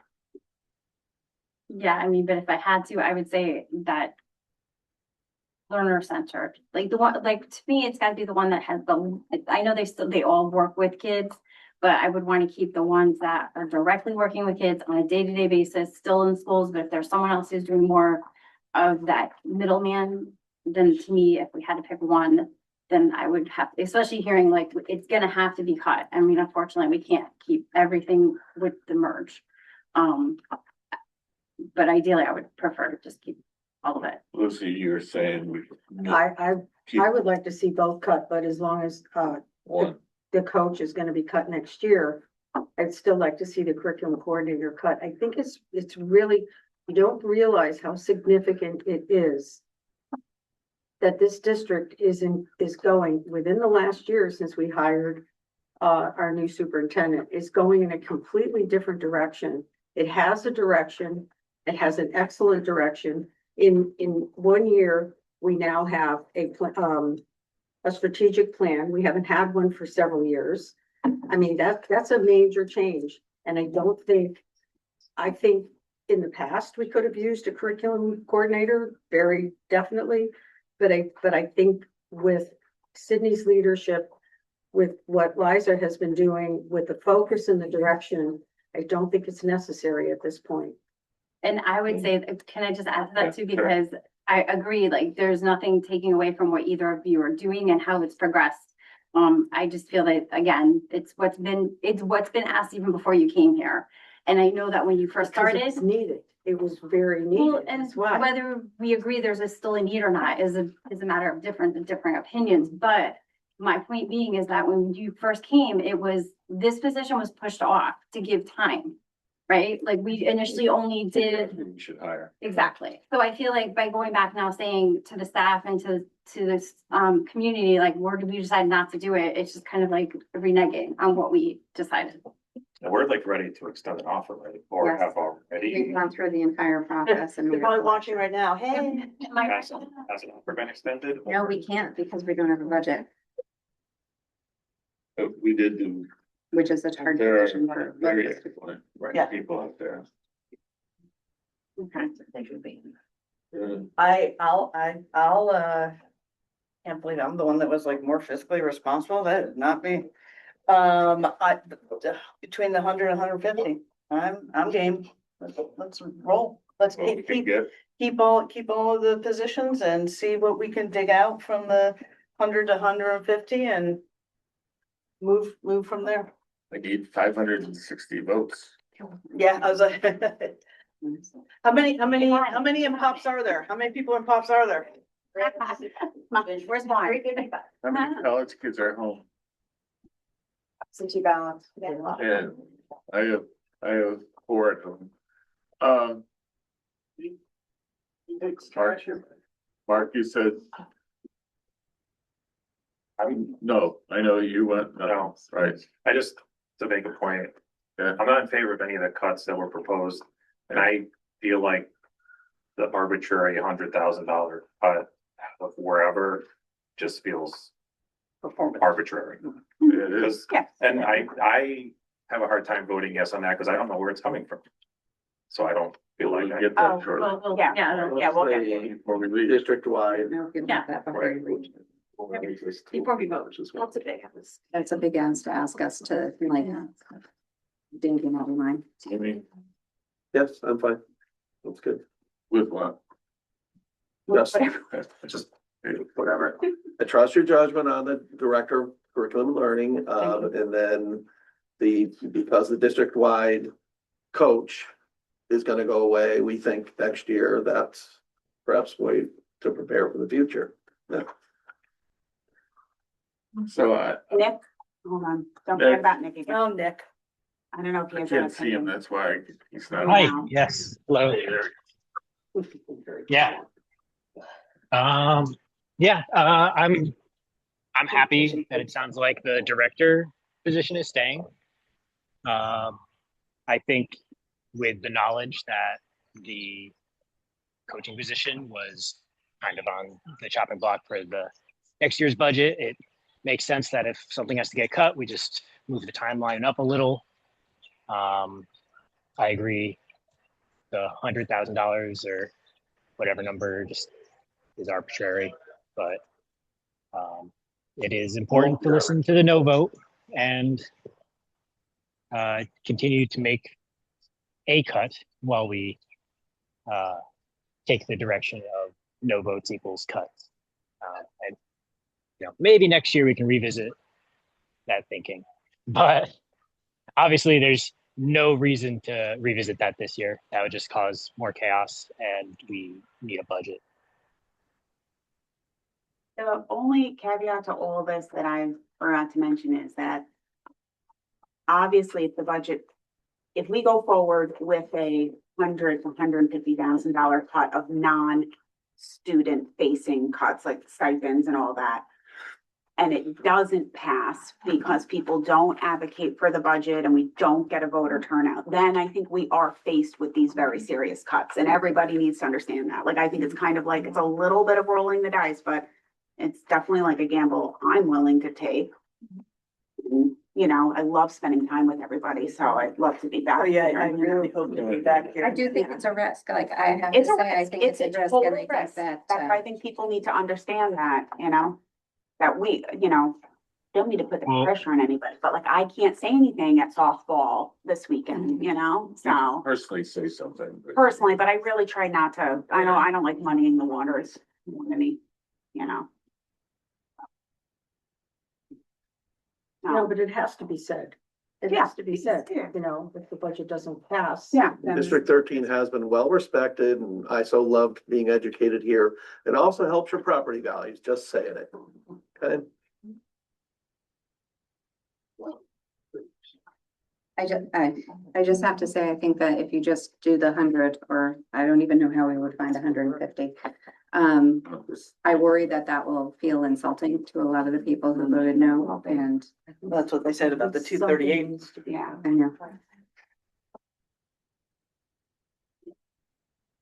Well, I think it seems like there's more support for keeping the director of teaching and learning than I would have thought. Since, you know, they're not here. But seems like if we propose to cut the district-wide coach, probably gives Liza more work. But there would also be a director. Right. Huh? There would also be a director with Yeah, Lila. yeah, and I hate losing one of the people, but it seems like that gets us cut, and then a bunch of other things that aren't being used.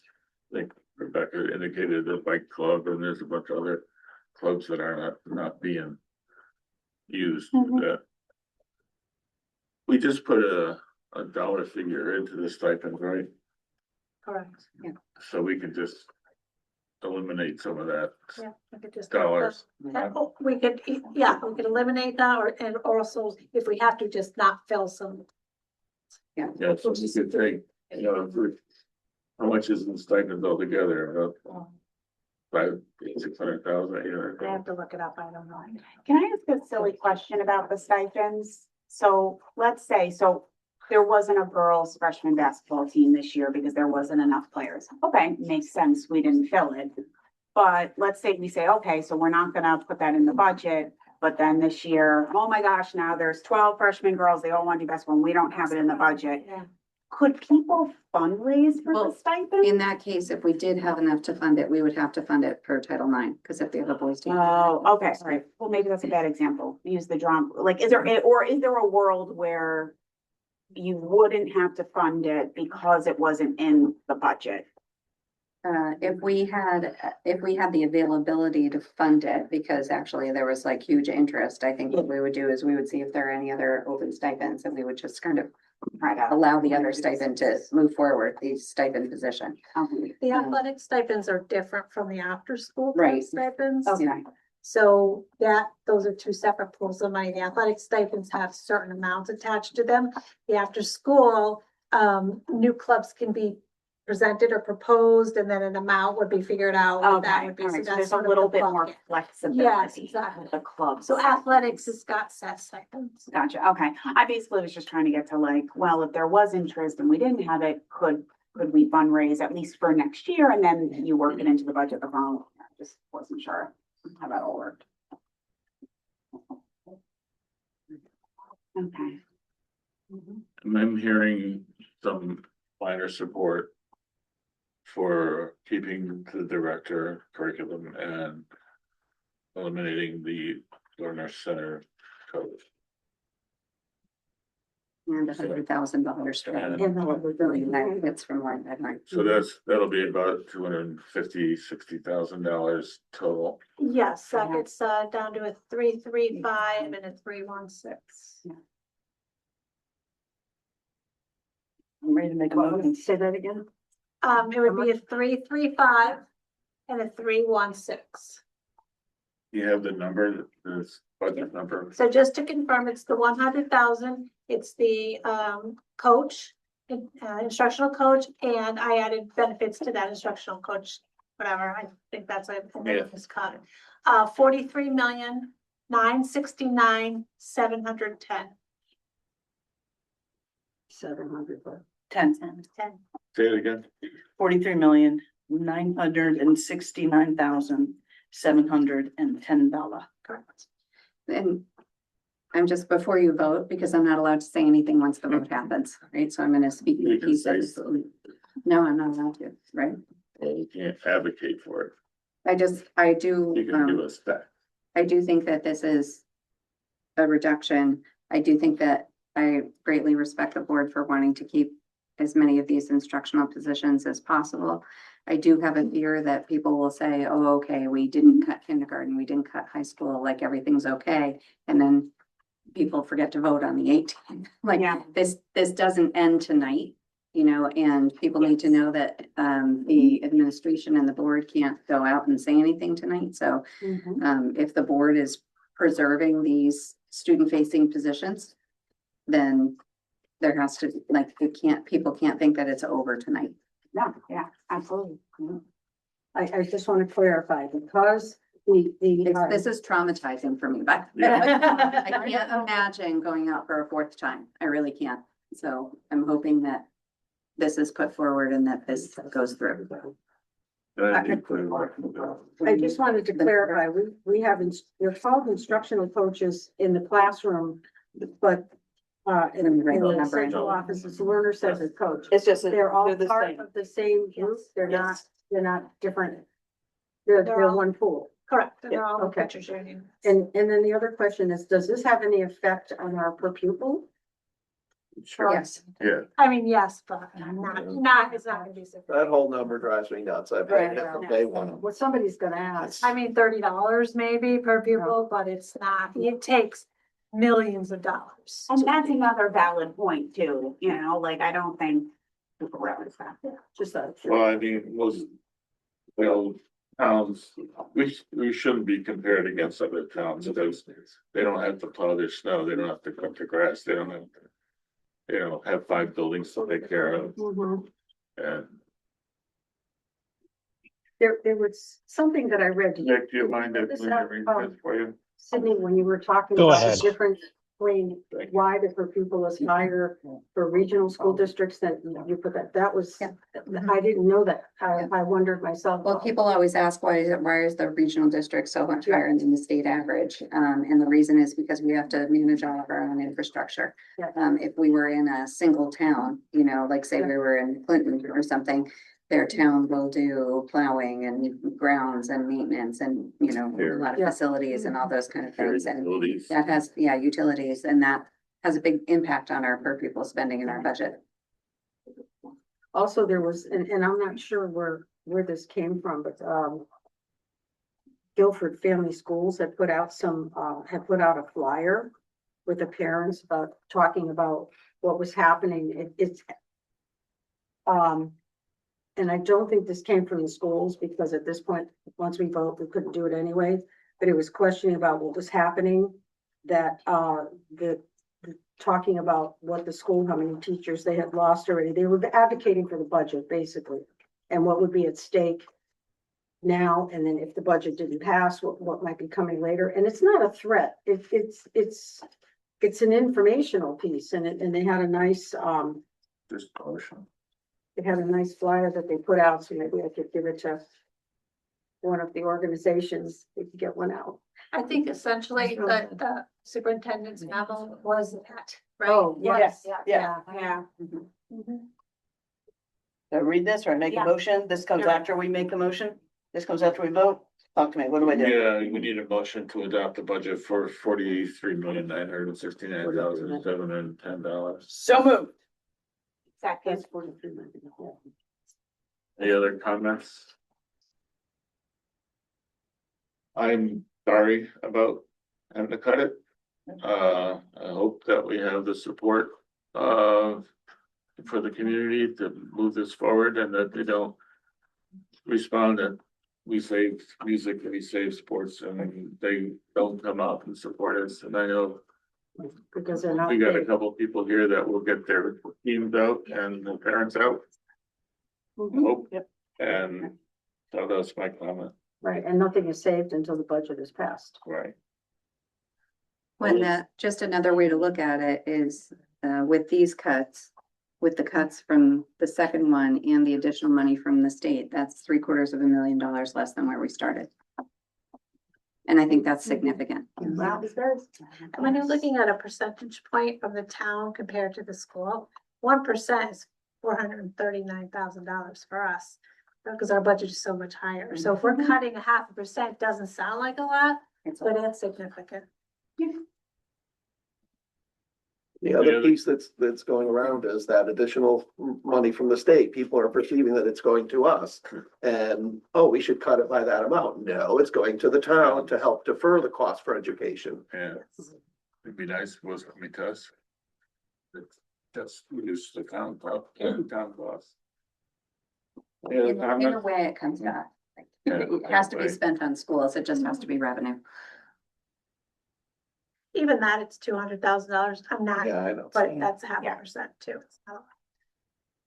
All in favor, please say aye. Aye. Aye. Oh, we need a voice vote. We need a Roll call. roll call because Nick's not here. Well, you don't have to do a roll call if it's unanimous. So you can do Is it that. unanimous? I don't know. I did aye. Aye. Mark, everybody, aye? No. Aye. So then I could do- All right, now we need a roll call. All right, Nick, you want to start? Nick Constantino, On your vote? aye. Christine? Aye. Maura Cavanello, aye. Lucy Petrella, aye. Linda Darcy, aye. Bob Moore, aye. Jamie Rohrbeck, aye. Mark Simmons, nay. Thank you all. And we'll hopefully we'll see everybody on June 18th. There's more. Read this. And then we have more public comment. Oh, yeah. I didn't adjourn yet. But we have to do Linda part first. Okay, Regional School District 13 of the state of Connecticut, Durham and Middlefield, warning of district meeting and referendum vote. Notice is hereby given to all those eligible to vote in town meetings in the member towns of Durham and Middlefield that a district meeting of Regional School District 13 of the state of Connecticut will be held on June 17th, 2026 at 7 p.m. in the library at Coggins Regional High School, 135 Pickett Lane, Durham, Connecticut, for the following purpose. What? No, that's the meeting, the 17th. She's right. No, okay. To present the proposed budget for the 2026-2027 fiscal year as prepared by the Regional School District 13 Board of Education. The moderator shall adjourn the district meeting as conclusion, and the budget shall be submitted to a vote upon the voting tabulators in the district's member towns of Durham and Middlefield on June 18th, 2026, in accordance with section 10-51 of the Connecticut General Statutes between the hours of 6 a.m. and 8 p.m. under the following heading. Shall the proposed budget of $43,969,710 for the 2026-2027 fiscal year as prepared and presented by the Regional School District 13 Board of Education be approved? Those in favor shall vote yes. Those opposed shall vote no. Voting will be at the following polling places: Town of Durham, Durham Community Center, 144 Pickett Lane, Durham, Connecticut. Town of Middlefield, Middlefield Community Center, 405 Main Street, Middlefield, Connecticut. Copies of explanatory text about the pending referendum will be mailed to every postal patron in Durham and Middlefield, dated on this day, 6/8/26, signed by Robert Moore, Chairman. I will move to the second. I'll second. All in favor? Aye. Aye. Aye. Yeah, I was unanimous on this one. All right, thank you for that painful activity. Before we get into public comment, Bob, can I just have us clarify why we are making a Wednesday district meeting and a Thursday vote? I don't think a lot of people understand that because they're so used to Monday district meeting and then the Tuesday vote, and there's a reason for it. There is. So just going out, we realized that there's a lot of people who are hanging in the balance here. We have wage agreements. People don't know if they have positions or not. The towns are working on mill rates. There's a lot of uncertainty. That Wednesday night with a Thursday vote is the first day that we can legally have the meeting. So in order to have this meeting, the vote to referendum, 7 days notice in the newspaper has to, like the newspaper, we have to make sure they can actually print it within the timeline. And to notice between that and to have it, that's the first available day. So we wanted to make sure that we weren't dragging this on. Thank you. We had some concerns from one of the registrars, but the selectmen asked to move Yeah, but forward. we're doing what we're supposed to be doing. So Yeah. it's good. And we did, we always work with the town. The first Tuesday is by statute. Everybody votes the first Tuesday. The second time we went out, we let the towns choose the date, so they chose that Tuesday. Like we just, we're coming to a point where we just have to get this done and we, with the timeline, that's the first date that we can have the vote. And if it fails, there's another possibility to get another one. Possibility. Without having to really have damage to our employees, so. Thank you all. I have none for public comment. Come on down. Elizabeth, I just wanted to. just say your name. Elizabeth Shouty Durham. I don't know how many of you were on the board at the time. I'm sure you were, but if you remember when Kath was superintendent and the budget lost, she turned around and we decided to put it right back up the way it was because there weren't enough informed people. And so we made sure, and I, along with Juan Stefan, worked really hard to get the community up and voting. And so I was pleased to see the last few days before this last election, the yes vote signs go up. And I already texted you, if you have more signs, I am more than willing. And there's one now, I just mentioned you. I just mentioned you because you and I got together to get the people out to vote, and that's what we need to do. So if there's anybody that wants to join forces, has ideas, please let me know. But I'd be happy to take those signs and put them strategically around the town. And then I also think if people could comment positively in the community pages, that goes a really long way. They can't do it, but we can. Yep. So, Thank you. Thank you, Elizabeth. Thank you. Any other comments? I know the gentleman back here had his hand up a few times. You already voted, so it's fine. Craig, you got anything to say? I know you got Craig. Good evening. My name is Craig Bradnini. I'm the president of the Regional School District 13 Education Association. I want to recognize the continued efforts of the Board of Ed, administration, staff, and community members throughout this challenging budget process. These decisions are complex, and we appreciate the time and consideration given to finding a responsible path forward. The current budget proposal reflects the financial challenges facing our district while also recognizing the importance of maintaining the quality programs and services our students rely on.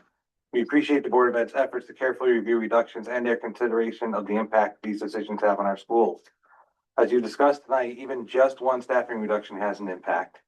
Behind every position is an educator, a professional who supports students, builds relationships, and contributes to the success of our schools. We are grateful for the work of every staff member and recognize that any reduction requires thoughtful planning to ensure our students continue to receive the support they need. Our association believes in responsible fiscal stewardship and understands the need to balance taxpayer concerns with the needs of our students. We also believe our community should understand the choices being made and the importance of investing in a strong public education system. We encourage all eligible voters to participate in the referendum on Thursday, June 18th from 6 a.m. to 8 p.m. at the Durham Community Center and Middlefield Community Center. We need all of your votes. The strength of regional school district depends on an informed and engaged community. Please be engaged. Thank you for your time, your consideration, and your commitment to our students and schools. Thank you. Thank you. Juan Stefan, I apologize. I heard someone ask where I was. I was at an MRI for a child. Thank you for hearing us from POPs officially. Thank you for your support of the music program. I think the biggest concern for me personally, which I shared within my email to all of you as well, is that it was in this day and age with virtual, with technology, what I had a hard time understanding, and I understand the complexity and appreciate the time that you put into this budget. I just finished my own $7,000 or those types of small minor cuts should have come forward from non-student facing line items. That was my concern. That continues to be my concern And I think even $100,000 can be found within those budget line items. Like I said, I really appreciate the time. Kim, I don't envy your job. I work directly with my own finance team to do the same thing. I think that's where the board has to hear the community. We cannot affect anything that is student facing. There is a lot more open line items. I don't doubt that you cannot find those line items. So thank you for voting on keeping what is important to our kids.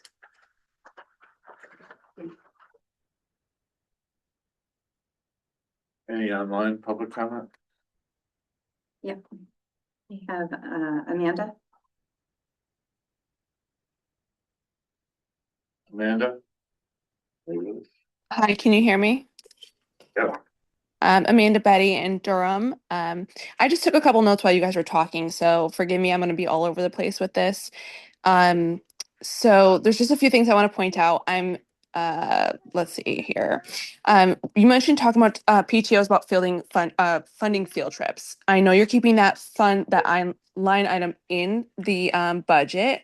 However, when we talk about PTOs, I just need you to understand, you need to support the PTOs in the first place. We are struggling for volunteers. Parents feel like there's so much red tape when it comes to PTOs and fundraising. It is insanely difficult. Our PTO lost 2 members this year. Thankfully, people stepped up to fill those positions. As for school field trips, parents are paying either way, whether it's in the budget or they're paying out of pocket. It's literally coming out of their money, no matter what. So funding it in the budget means that all parents are paying for field trips, even the ones their students aren't going on, kind of in a way, right? So, I mean, $27,000, maybe you can use that towards something else. When it was mentioned about talking to staff, you really need to talk to them. You heard from several staff tonight. It's not just about the budget. It's about what the budget needs in the future, what they need in the future, what they think could improve our district. So really, really talk to them. Sports. Why are we not paying for sports? Could we do that? Could parents pay for sports? Can we partially pay for sports? I know my daughter paid soccer last year. Our uniforms are crap. I offered to pay for them because they were so bad. I don't know if that's a possibility. I'm sure parents would be happy to pay some sort of fee. Let's see. I know that it was mentioned somewhere along the lines, staff who maybe spoke out or emails didn't specifically advocate for keeping specific staff or wanting specific staff. I just want you to understand maybe some staff are nervous in speaking out, and they probably were trying to remain neutral because they are employed by the district. So maybe they didn't go one way or the other. So just keep that in mind. The district also has made improvements, which is great. But what happens when these cuts happen and then we go back? So I'm really happy that we're going to keep the director of curriculum or whatever it's being called now or in the budget because I've been advocating for that for a while too. And the last thing, I don't know where we landed on the ABA staff, but I just want to point out that I don't know how many people have been in the elementary schools recently. I have a 2nd grader. I have an incoming kindergartner. I will have another one in a few years. I also have a 7th grader. There are so many insanely, I don't want to say insanely like problematic, not problematic. There are children who have behaviors that need to be addressed daily. My 2nd grader is routinely, her entire class is routinely taken out of their classroom and housed in the library for instruction because we have to deal with these children, and that's fine. But what happens when we cut these positions? What is going to occur? Great, 3 minutes. There you go. That's all I have to say then. You're okay. You have another minute. No, that's fine. That's it. I just want you to understand, like, there are just so many things that they do on the daily. That's it. And I see it too when I'm at Brewster. FYI. Thank you. We want to clarify, we didn't cut any ABA Right, staff. we didn't cut any ABAs. They just changed Right, their- but we're reducing their contracts and they are leaving. I know of at least one person who's quit. I just don't know if it's going to happen if they get their vacation or sick time or whatever they're getting cut. Just think about it. That's all. All right, thank you. Any other? If you're online and if you'd like to raise your hand to speak, please do.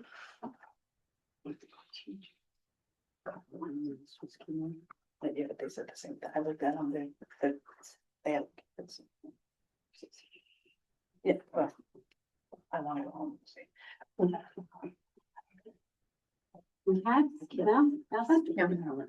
Right, motion to Hey, approve. everybody, So move. No, have a second? oh, I made the motion. Oh, second. I made the motion. Second. All in favor? Aye. Hi. Thanks, everyone. Thank you all for coming. I really appreciate seeing everybody. Thanks for all your work.